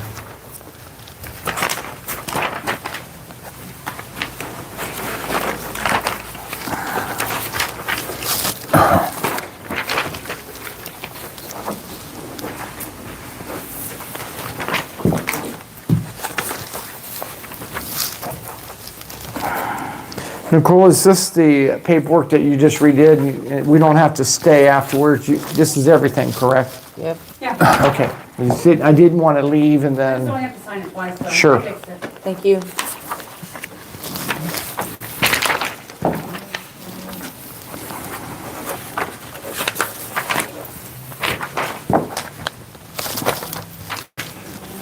Where are we at? I just want to say, I've been in these meetings where we've had this many, and it has taken like 2 hours just to get through it. It felt like Yeah. it anyway. Are you discussing the next one, Robin, under new business?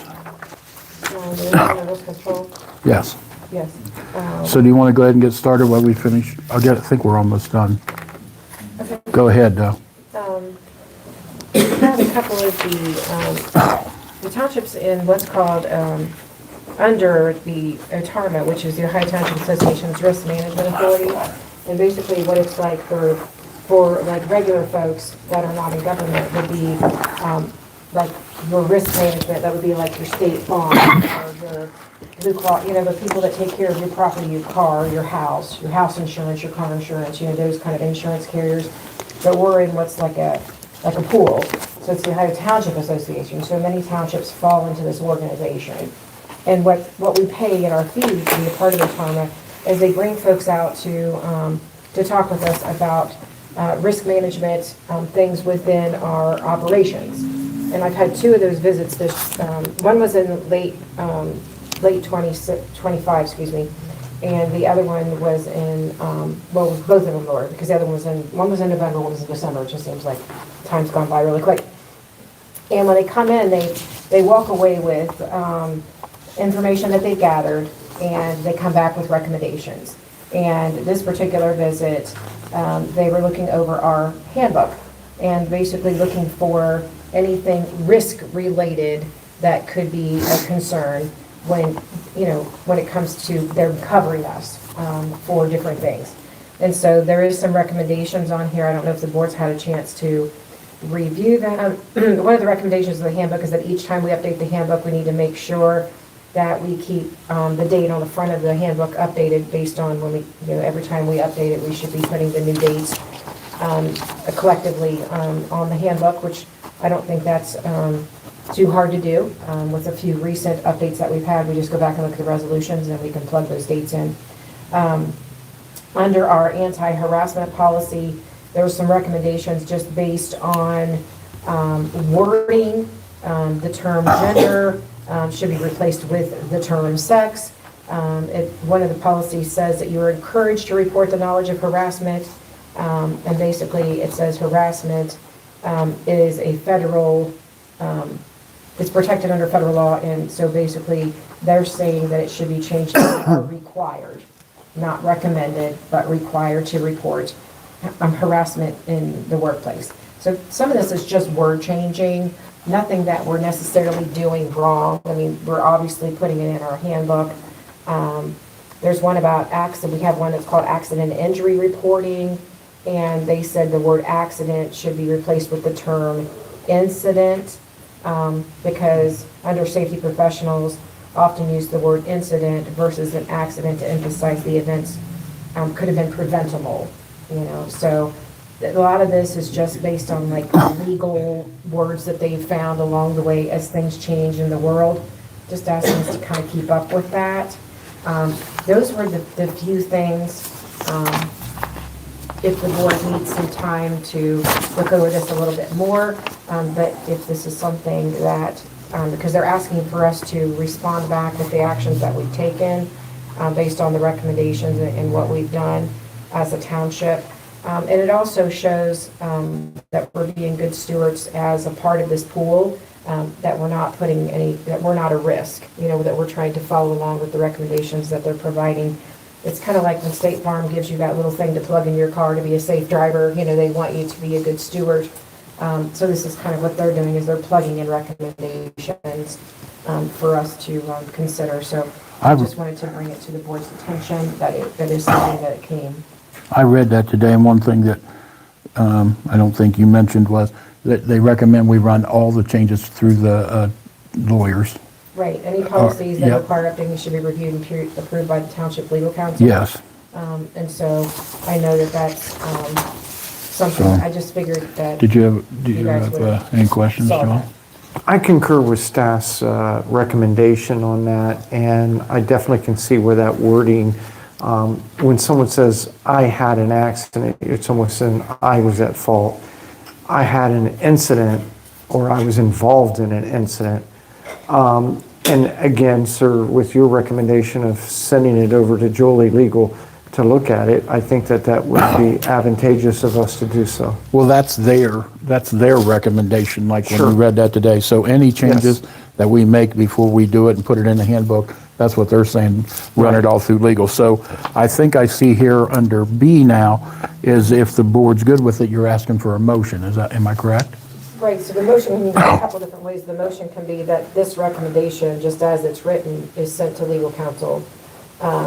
Or Is that what you prefer? Let legal look over these recommendations, send her the handbook along with this recommendation, and then let legal come back with, because that way it's like a one-stop shop, like it's not clerical doing it and then legal changing it and then it coming back, we're just sending it straight through based on their recommendation. So You wanna the make that motion would motion, be John? what you want to do with this recommendation, with sending it directly to legal.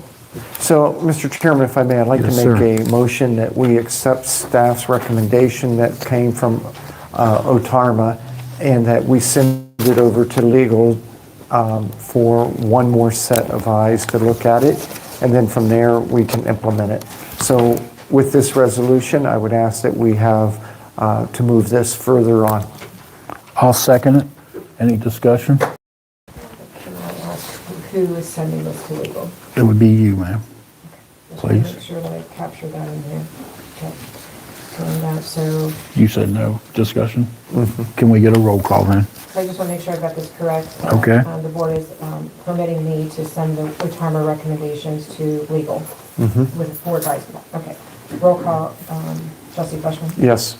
Trustee Levin. Yes. Trustee Fuller. Yes. Thank you.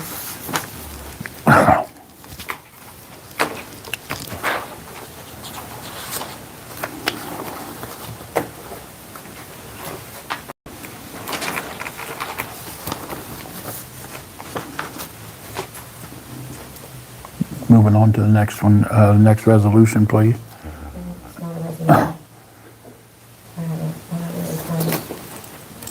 We're looking at new business number B. Okay, so it's an Pretty emotion?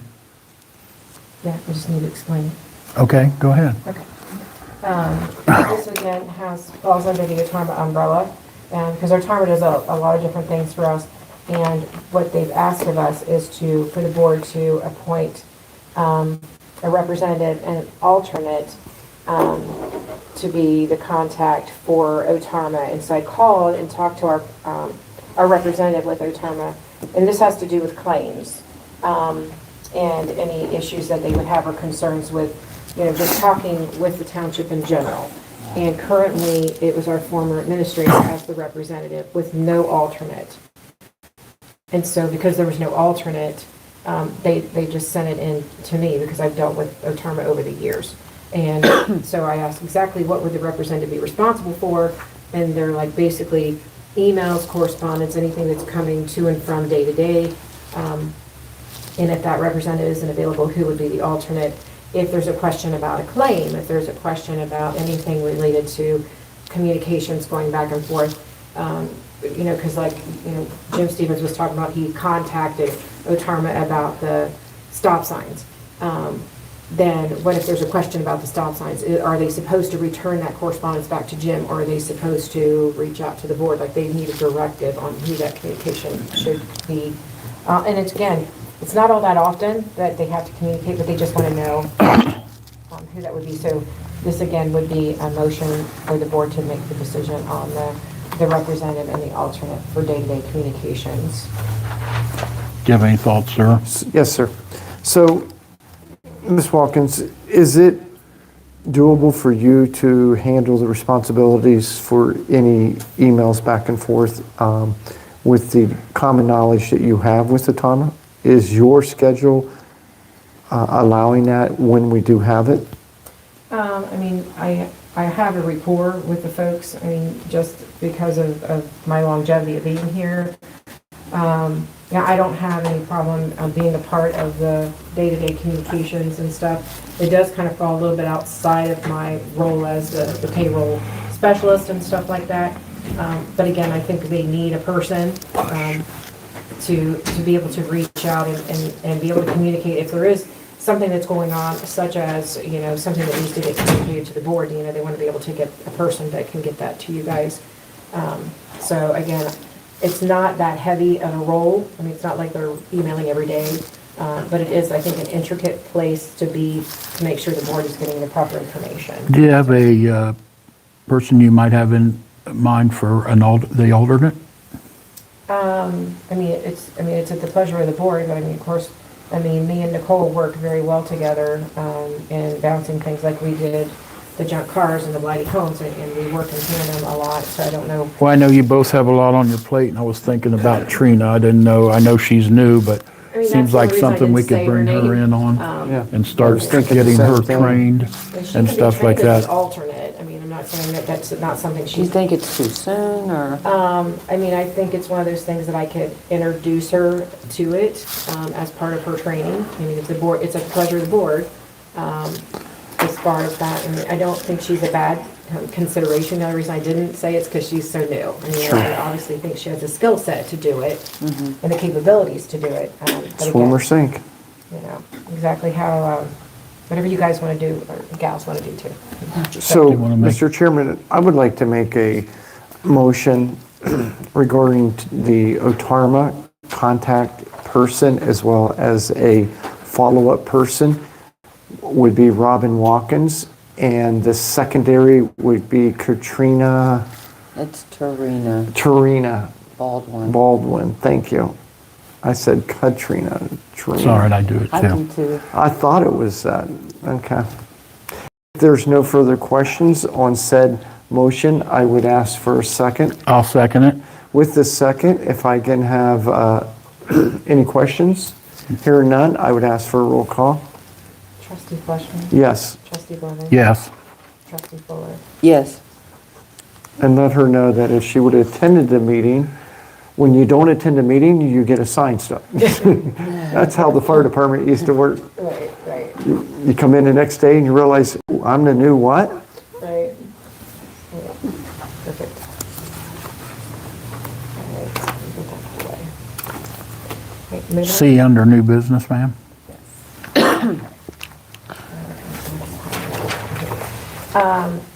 I'll try to make this as quick as possible.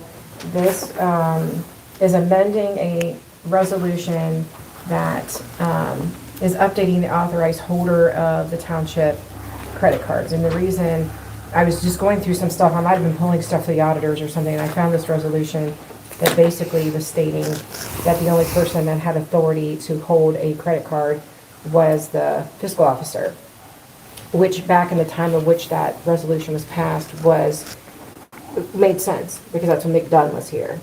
And so when Nick was here and I was a part of the fiscal department, when I took him over and got him, assigned to the bank, and I was the assistant to the fiscal officer, then two credit cards were established, one for him and one for me as his assistant. And it said at that point that he was authorized to allow me to do that under the fiscal department.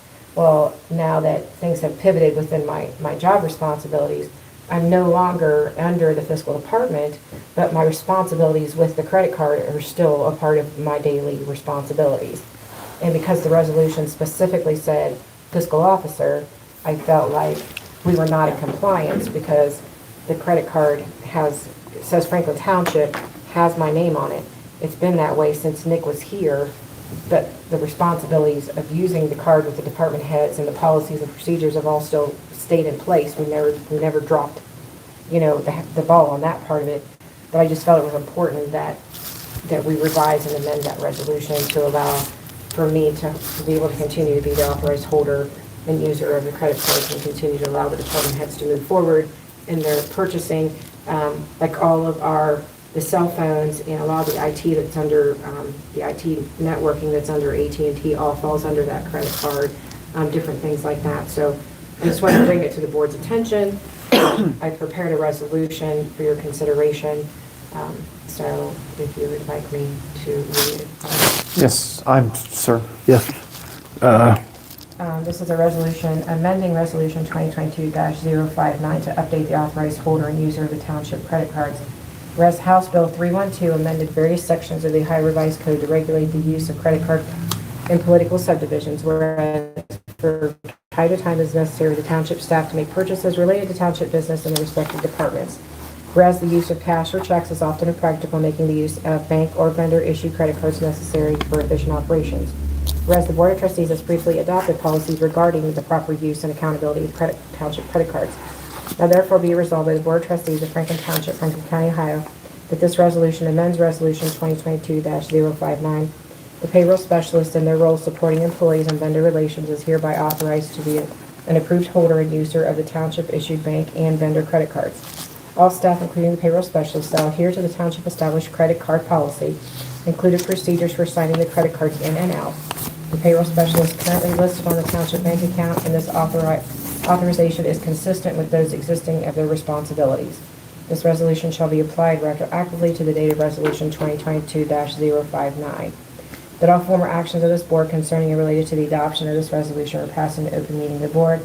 That all deliberations of the board and any of its committees that result in such form or action when the meeting open to the public in compliance with all legal requirements, including section 121.22 of the Ohio Revised Code. This resolution shall be declared an emergency and shall be in full force effective immediately upon its adoption. I accept the resolution as read. Can I get a second? I will second that with no further questions. Brenda? No comments. Can I get a roll call? Trustee Fleshman. Yes. Trustee Blevins. Yes. Trustee Fuller. Yes. Thank you. It was a good catch on that because the auditors would easily, just because the title change, so that keeps us in compliance, so thank you. I was like, oh, I need to bring this to you guys' attention. Sure. So, okay, so that taken care of. Am I moving along here? You are, sir, or ma'am. D? All right, so moving on, this is, just give you a little bit of background on this real quick. This is the 2027 group retrospective rating for BWC in the Ohio Township Association's retro group. And we've been in this, this is a renewal. Like, we're continuing to participate in this retrospective rating for BWC. And what this means is it allows us the opportunity for a savings within our plan of up to around $23,000. It costs about $14,000 to be a part of the plan, but after the $14,000, we can still save up to $23,000. Like last year, we received, I can't remember how much we received back. We paid $14,000, and I think we got $21,000 back. And being a part of that pool again, and because you're under the Ohio Township Association, you get some better opportunities for savings. And another thing was last year, our monthly premium was $19,000 per month for the BWC plan. And once they assessed us being in this association, and when January rolled around, they looked at all of our claims for 2025 and what we paid in 2025 and realized we'd overpaid, as they looked at the premiums, because when they give you your premium, they're guesstimating what they think your claims are going to be based on your pattern and your history in the past. So they set your policy on that way. But then we didn't claim as high as they anticipated. And so in January, we received a check of over $5,000 back, and this year they realized, okay, our claims weren't quite as high as, so now our premium is now $14,000. So it's a good part of being in this group. So I just want to provide a little background before I got into the resolution. So is it okay to? Yes. This is Resolution 2026-067, a resolution approving the re-enrollment into the 2027 group retrospective rating for BWC and the Ohio Township Association. Whereas the Board of Trustees of Franklin Township has determined it's in the best interest of the township to continue to its participation in the 2027 Ohio Township Association Group Retrospective Rating Program effective July 1st, 2026, for the enrollment period of January 1st, 2027 through December 31st, 2027. Whereas the participation in this group is not guaranteed and is subject to the group's overall performance, but may result in estimated savings to Franklin Township up to $23,105.06 after the service fees. Now therefore be resolved by the Board of Trustees of Franklin Township, the appropriate township officials hereby authorized to execute the agreement of participation in the Ohio Township Association's retro-respective rating program through the Ohio Managed Care Sedgwick, acting as the third party for the Ohio Bureau of Workmen's Compensation's insurance program. The letter was dated March the 24th, 2026, as attached. The service fee to be in the program is $14,890, which is hereby appropriated in the general fund. That all former actions of the board concerning and related to the adoption of this resolution were passed in open meeting of the board. That all deliberations of the board and its committees that result in such form or action were in a meeting open to the public in compliance with all legal requirements, including section 121.22 of the Ohio Revised Code. That this resolution shall be declared an emergency and shall be in full force effective immediately upon its adoption. I accept the resolution as read. Can I get a second? I'll second. Any discussion, Brenda? No. Ma'am, when you're ready, we'll take a roll call. Trustee Fleshman. Yes. Trustee Blevins. Yes. And Trustee Fuller. Yes. And then there's, let's see here. So there's a place here for an officer to sign, so it could be the chairman, any of the trustees, and just section page 2. So there's a resolution, and then there's a spot for one person to sign. Anyone can sign, it doesn't matter? Yeah, and it just Brenda, says do you mind official. signing so I can keep rolling? Yep, keep rolling. Okay, thank you, ma'am.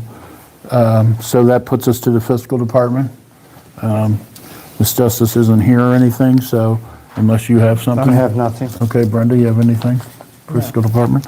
Okay. So it's gonna go back to you, Robin. Okay. This one will be quick. This is a resolution, by the Ohio Revised Code, if there's a resolution, a then and now resolution that exceeds $2,500, it has to go in front of the board. And this resolution is no fault of anyone at the township.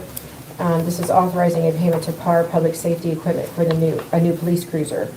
As Byron had explained earlier on in the year, we had enough money in our budget at the beginning of the year to purchase one cruiser, so that cruiser was paid for, but PAR was generous enough to allow the township to obtain possession of both cruisers. So basically, we received both cruisers then, but we're paying for the second cruiser now. Thank you. So does that make sense of why we're having to do it then and now? Okay. So this is whereas Resolution 2026-062, whereas PAR Public Safety Equipment provided a new 2026 police cruiser, whereas after the cruiser was delivered, the township received the invoice for with the purchase order with prior certification, availability, appropriation of funds to pay the obligation had not been obtained at that time.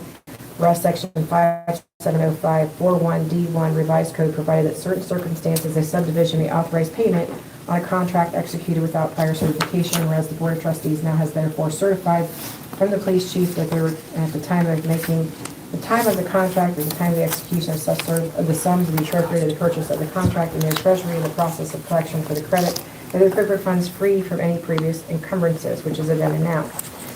Whereas after 30 days have passed since the Board of Trustees and receipt of it, the Board of Trustees desires to satisfy the obligation of the contract. Now therefore be resolved that the Board of Trustees of the Township of that the board hereby acknowledges the receipt of the then and now certificate, authorizes and directs the payment of the amount of $67,439.05 for PAR Public Safety Equipment. Be it further resolved that all former actions of the board concerning related to the adoption of this resolution are passed in open meeting of the board.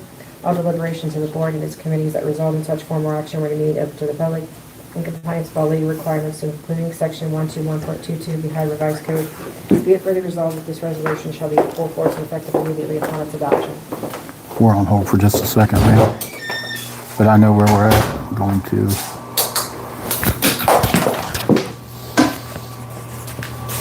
Oh, he took his microphone with him. He doesn't know it.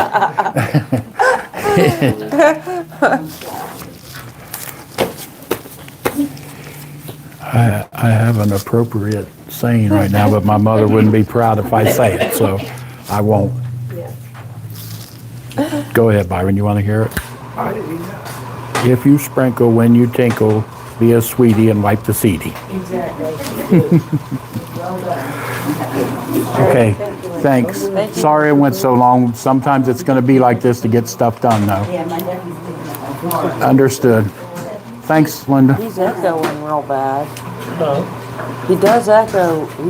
It's because he should have his, ours are up there. He should have his, he's wearing both of them. That's right.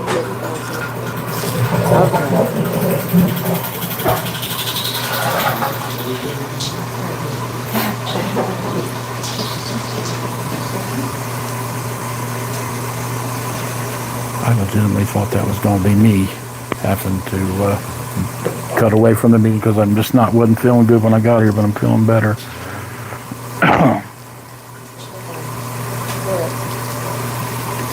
We're more than halfway through. I know you are. So at least make it so it's legible so you can understand me, but I'm trying to.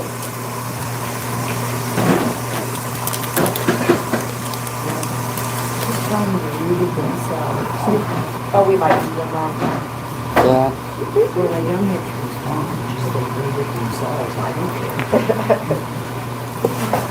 Legally, it has to be read though, so.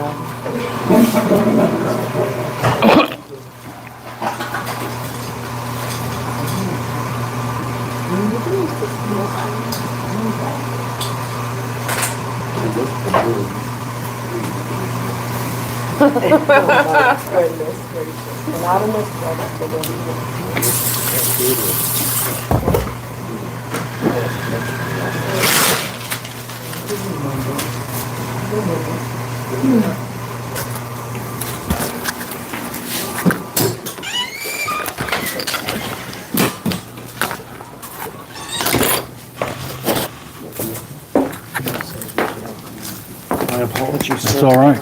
Emergency. That's all right. I accept the, He turned them off. there you go. We have a recommendation on that one, John. Okay. We would like to leave that set off because it's echoing, put that one back on You perfect, know, one sir. of the other things that we can do is if we turn that speaker and let it come off the wall, Yeah. it's not direct to No, us. this is our first night, Yep, right? We'll So- figure it out. Go I ahead, I accept the, apologize. it's all right, it's okay, understood. I accept the resolution as read. Can I get a second? I'll second. Any discussion? Hearing none, can I get a roll call? Trustee Fleshman. Yes. Trustee Levens. Yes. Trustee Fuller. Yes.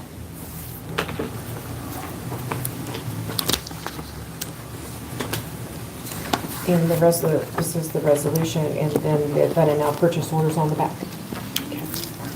You can move on, ma'am, when you are ready. Okay, this is, all right, here we go. Make sure I'm in the right spot. This is Resolution 2026-063, a resolution amending Resolution 2025-075 regarding OPERS pension contributions to certain township officials. Whereas the Board of Trustees of Franklin Township, Pennington County, Ohio adopted Resolution 2025-075, which includes exhibit language indicating that the police chief, the police lieutenant, and the road superintendent be responsible for paying 50% of their applicable pension contributions in the Ohio Valley Employees Retirement System, OPERS, and Exhibit A. Whereas the township has not received approval or response from OPERS regarding the implementation of such change. Whereas it is the intent of the Board of Trustees to maintain existing pension contribution arrangement for these positions. Whereas the township has continuously paid the 100% of the OPERS pension contributions for these positions without interruption. Now therefore be resolved by the Board of Trustees of Franklin Township, Franklin County, Ohio, the Resolution 2025-075 is hereby amended to provide the township shall continue to pay the 100% of the OPERS pension contribution for the positions of police chief, police lieutenant, and road superintendent. That is amended shall be applied retroactively to July 1st, 2025, the effective date referenced in the exhibit of line item number 2 in Resolution 2025-075. That the positions of police chief, police lieutenant, and road superintendent were not impacted by the change outlined in the Resolution 2025-075. And there has been no break or interruption in the township's payment of the 100% of their OPERS pension contribution. That all other provisions within the Resolution 2025-075 not consistent with this amendment shall remain in full force. It is found in the terms that all former actions of the board concerning relating to the adoption of this resolution were adopted in the open meeting of the board, that all deliberations of the board and its committees that result in such former action were conducted in a meeting open to the public in compliance with legal requirements, that this resolution shall take effect immediately upon its adoption. I accept the resolution as read. Can I get a second? I will second. No questions. Brenda? No questions. Okay, I do have questions. So on this resolution, I will be abstaining because I have no knowledge of this resolution or was not involved in the decision.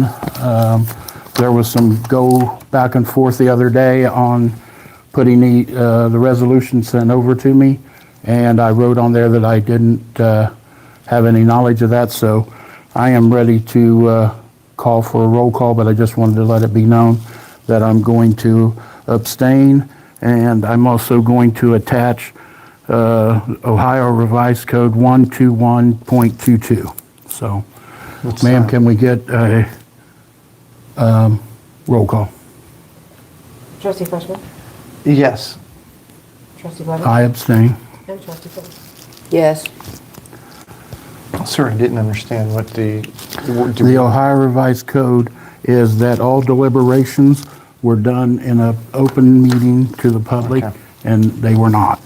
So, So there's their signature. Would you like me to proceed, sir? Did you mark me as abstain? Perfect. Yes. This is resolution 2026-064, a resolution authorizing adjustments to vacation leave for employee David Bartlett. Whereas the Board of Trustees of Franklin Township, Franklin County, Ohio is authorized to establish a modified compensation and benefits for township employees pursuant to Ohio Revised Code included but outlimited section 505.60 and 325.19. Whereas the Board of Trustees finds it necessary and appropriate to adjust the vacation leave of employee David Ratliff in recognition of service and for effective administration of township personnel. Therefore, be resolved by the Board of Trustees, Franklin Township, Franklin County, Ohio, that the payroll specialist hereby authorized and directed to immediately add an additional 80 hours of vacation leave as paid time off to the new balance of employee David Ratliff. The employee shall maintain his current vacation accrual rate until December 31st of 2026. Effective January 1st of 2027, the Township Payroll Specialist is authorized and directed to increase David Ratliff's vacation accrual to 9.2 hours per pay period, which is equivalent to 30 days of vacation as paid off per year. The Board of Trustees expressly reserves the right to modify, amend, or terminate this agreement in sole discretion consistent with applicable provisions of the Ohio Revised Code.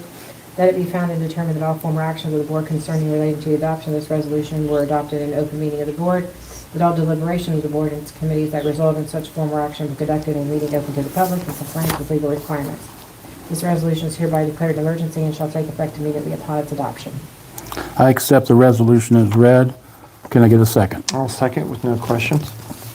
Brenda? No questions. It'll be noted the same on that one. I will be objecting. Can I have a question real quick? Sure. Because we did discuss these in an executive session, and I believe that you said that you didn't want to work on any of these for our department heads, and you received this the same time that I received this,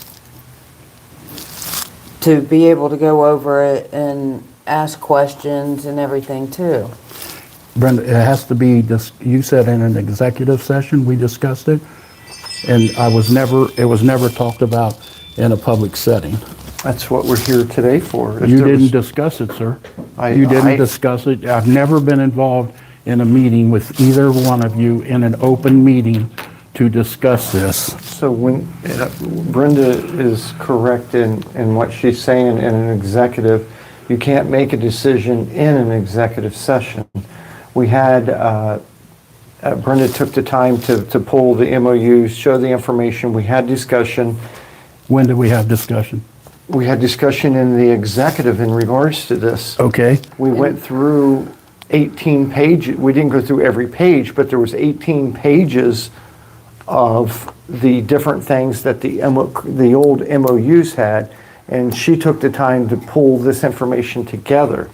And she is correct at that time. You said, I don't want to have anything to do with it. So at this point, it was put onto the agenda. You received it at the same time. I received it at the same time Brenda received it. As chairman, you have every right to have a discussion right now, as we're doing now, in regards to this. So this was done in an open meeting.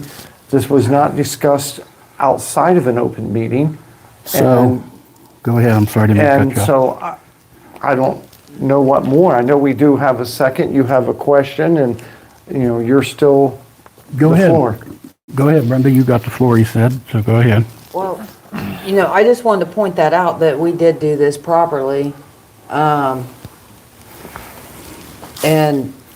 that's it. Okay, so my discussion is, we had a meeting last Wednesday with Morpsey, and after that meeting, and the meeting wasn't even one of our meetings, it was a Morpsey meeting, you and John were sitting here talking about those things and everything, and you and him went back and forth. I made a statement, it was talking about Lieutenant Ratliff, and I said, do you realize he had a break in service? I got up and left because that was not in an open meeting. That was after a meeting with Morpsey. And then on Thursday, we came back and we had a meeting, and you would have had time right then to put anything that you wanted to to speak about at that meeting, and you chose not to. And then after that meeting was over, Brenda, you asked John, are these the things that you want on the agenda, the resolutions? And John came over and he evidently gave you your answer. That is not discussion in an open meeting. That is a discussion and decisions being made between two trustees and not in an open meeting. So you said I had the right, I have the floor, and you said I have the right, and so I've been given advice that I have the right to do exactly what I'm doing. You do. And I'm just going to remove myself from this because they don't think policy has been followed. So now I'm going to give you the floor. Okay, so you're absolutely correct. The conversation after that meeting with me and Trustee Fuller was, is she going to put it on the next meeting? And I suggested that she do a few to put on there. I didn't know which ones she was going to put on there. We didn't discuss which ones were going to be put on there. I asked her if she was going to put any on. We didn't discuss anything about the language of it. I'd never seen any of the language. I never knew the topics of which one until they came at the same time they came to you. Ms. Fuller is the one that has been, I don't want to use the word spearheading, but she's the one that called the executive meeting. She is the one that has brought this to our attention, and she's the one that put together and compared to MOUs. So it's not real factual. I can understand where it can be misconstrued as we were having a meeting, but we were not. I just simply said, because there was like a total of 12 different things, and I asked that if she was going to put any of those on, and I suggested if you do, a little bit at a time so that we can have this discussions here. You done discussing? I am, sir. Ma'am, you done? Well, I just also wanted to add that when I showed him that paper, I was asking him, is this the format that I'm supposed to do it as a new trustee? No, I have no problems. You know, you can show him whatever you want to show him. So with all that being said, can I get a roll call? Trustee Fleshman. Yes. Trustee Butter. Abstain. Trustee Fuller. Yes.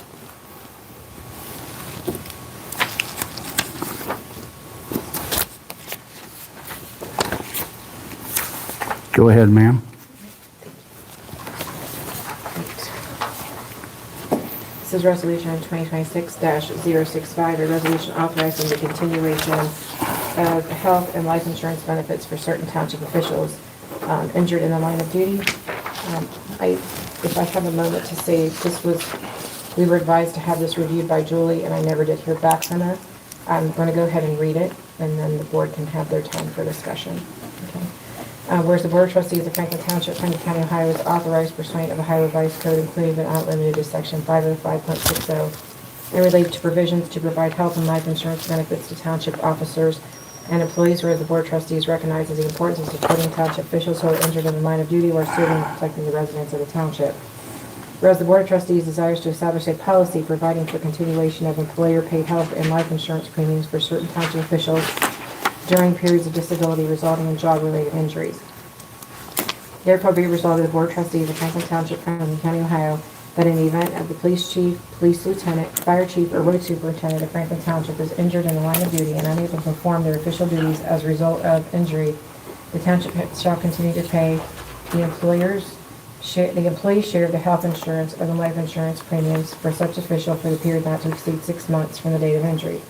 That the Board of Trustees may, upon review of the circumstances of the injury and the status of the official, extend the continuation of such benefits beyond the initial 6-month period and it's the sole discretion for such additional time for the board deems appropriate.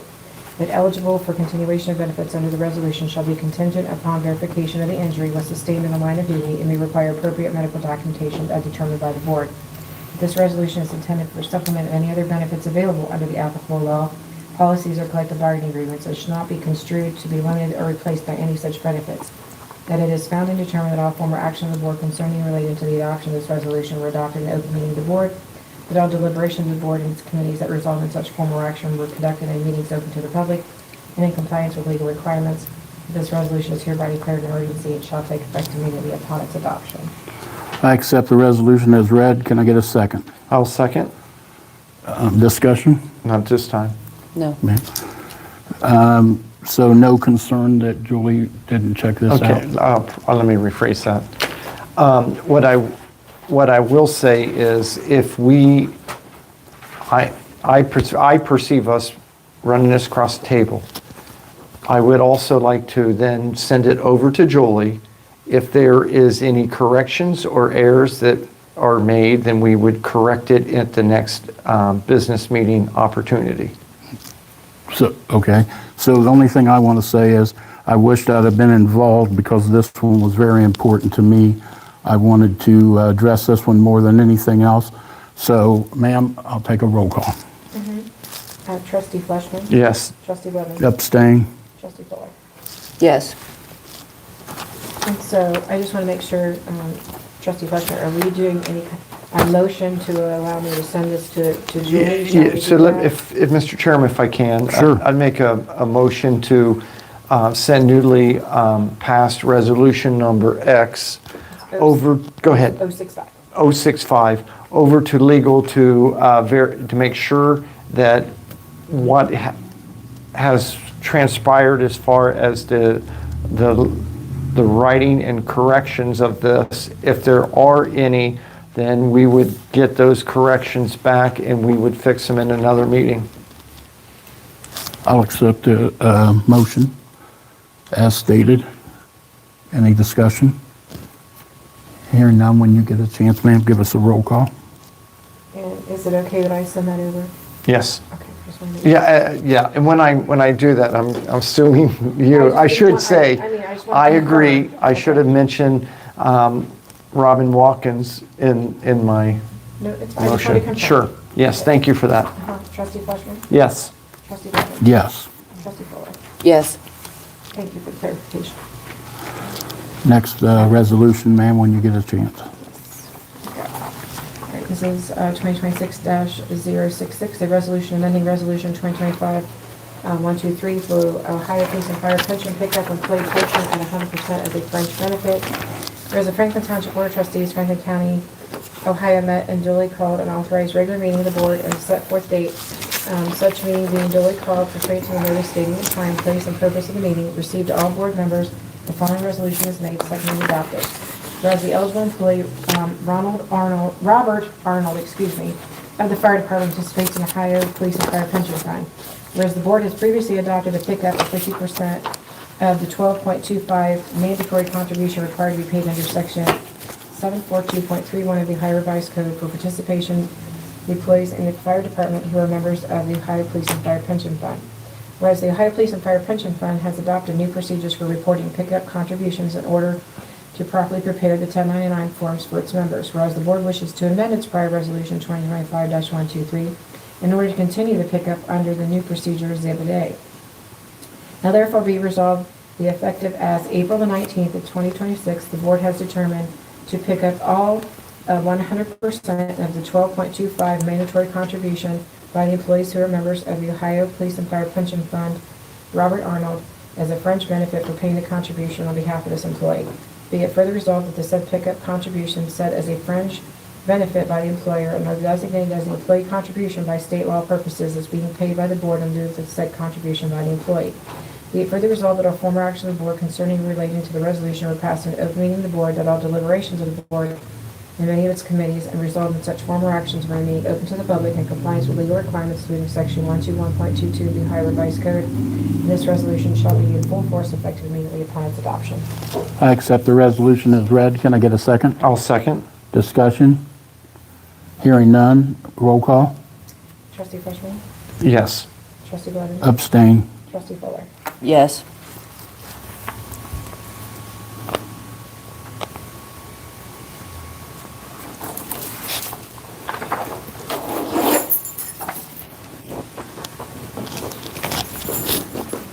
F, ma'am, when you get... To approve the elected officials' method compensation, this is presented on April the 2nd. Resolved by the Board of Trustees of Franklin Township, Franklin County, Ohio, that the board makes a motion to approve the elected officials' compensation for the period of March 1st, 2026 through March 31st, 2026, the amount of $9,620 $25.34. Direct deposit occurred on April 1st, 2026. Elected vouchers 8/6/2026 through 8/6/2026. And there is an exhibit. I accept the, I'm sorry, where we at? The motion as read. Can I get a second? I'll second. Any discussion? Take a roll call, ma'am. Trustee Fleshman? Yes. Trustee Blevins? Yes. Trustee Fuller? Yes. Keep on motion to approve payroll. Be it resolved by the Board of Trustees, Franklin Township, Pennsylvania, Ohio, that the board makes a motion to approve the employee payroll for the period of March 8th, 2026 through March 21st, 2026, in the amount of $315,791.57. Direct deposit occurred on March the 27th, electronic voucher 7/4/2026 through 8/3/1/2026, and there is an exhibit. I accept the motion as read. Can I get a second? I'll second. Any discussion? Hearing none. Can I get a roll call? Trustee Fleshman? Yes. Trustee Blevins? Yes. And Trustee Fuller? Yes. Thank you. Motion to approve accounts payable. Yes. Be it resolved by the Board of Trustees, Franklin Township, Pennsylvania, Ohio, that the board makes a motion to approve accounts payable from March 18th, 2026 to March 31st in the amount of $194,606.59 from electronic payment EC voucher 665/2026 through 8/62/2026, and there's exhibit as well. I accept the motion as read. Can I get a second? I'll second. Discussion? Hearing none. Roll call. Trustee Fleshman? Yes. Trustee Blevins? Yes. Trustee Fuller? Yes. Thank you. I think this last one's you too, ma'am. Yeah, just real quick. I know that at the last meeting, that rude, but I have to go and start. Understand, honey. Thanks. Have a good evening. Thank you. that I had told Trustee Fuller that I would try to get you a contact over at Southwestern City Schools Yes. Transportation Department. I've actually spoken to a lady, her name was Andrea. She's actually, I don't want to say that she's not as busy this week, but it's spring break. Right. So she answered the phone quite quickly and swiftly. The first thing she asked me is I needed the bus number to identify the bus, which I'm sure you have. I do. And so she said for you, I gave her your information, not your phone number and all that, but told her who you were. Right. And she said to please give her a call. Okay. And so here's her information. Thank you. And she said just have her the bus number, then what she'll do based on the bus number, she will then be able to connect you to the route supervisor for that particular bus driver. Okay. So I don't know, Well, I John, if you were appreciate that. interested, I don't know if you have any issues with school buses in your area, if you would like to have this contact. I would. I think that would be great. Is that an extra for everyone? Everyone Yeah, has one? I can get the chairman one, but I just know that the two of you had had a Yeah. conversation openly here at the board Yeah. table of your concerns about the school You buses. wanna move so I on, just wanted to okay? make sure you both had that. Thank you so much, Robin. I appreciate that. And that's it, that's all I got. Okay. That's it, sorry. We have our last two public people still here. Would you like to have anything to say, ladies? Carol? Okay. Our room yes, was ma'am. packed when we Oh, started. it was a great night, man. We're really doing better. I was thinking 9 o'clock, so. the witching hour for some, Brenda, did you have anything, ma'am? I do Updated? not. John? Just quickly, I would like to bring to the board to consider us moving the summertime back to noon for the meetings at 1. And of course, we got the chief still here at going on 8:30 at night. If we could talk about that at another meeting. Ma'am, can you make a, something to put, a note to put, to be on the next Yep. agenda? Yep, How's that? that's good. Okay. Is that it, sir? That's all I got. I don't have anything for the sake of time. I really didn't have anything, so let me read this and get us out of here. Motion to approve the audio and video and meeting summary as the official record and minutes of today's meeting. I'm making a motion. I'm asking for a second. I'll second. Any discussion? Hearing none. Can I get a roll call? Trustee Fleshman? Yes. Trustee Blevins? Yes. Trustee Fuller? Yes. And then lastly, our next meeting will be on Thursday, April the 16th at 6 p.m. We are adjourned at 20 minutes after 8. Can we have some cushions for these seats? My bum's hurting. Oh, I wouldn't even have been able to get up in the day. I apologize.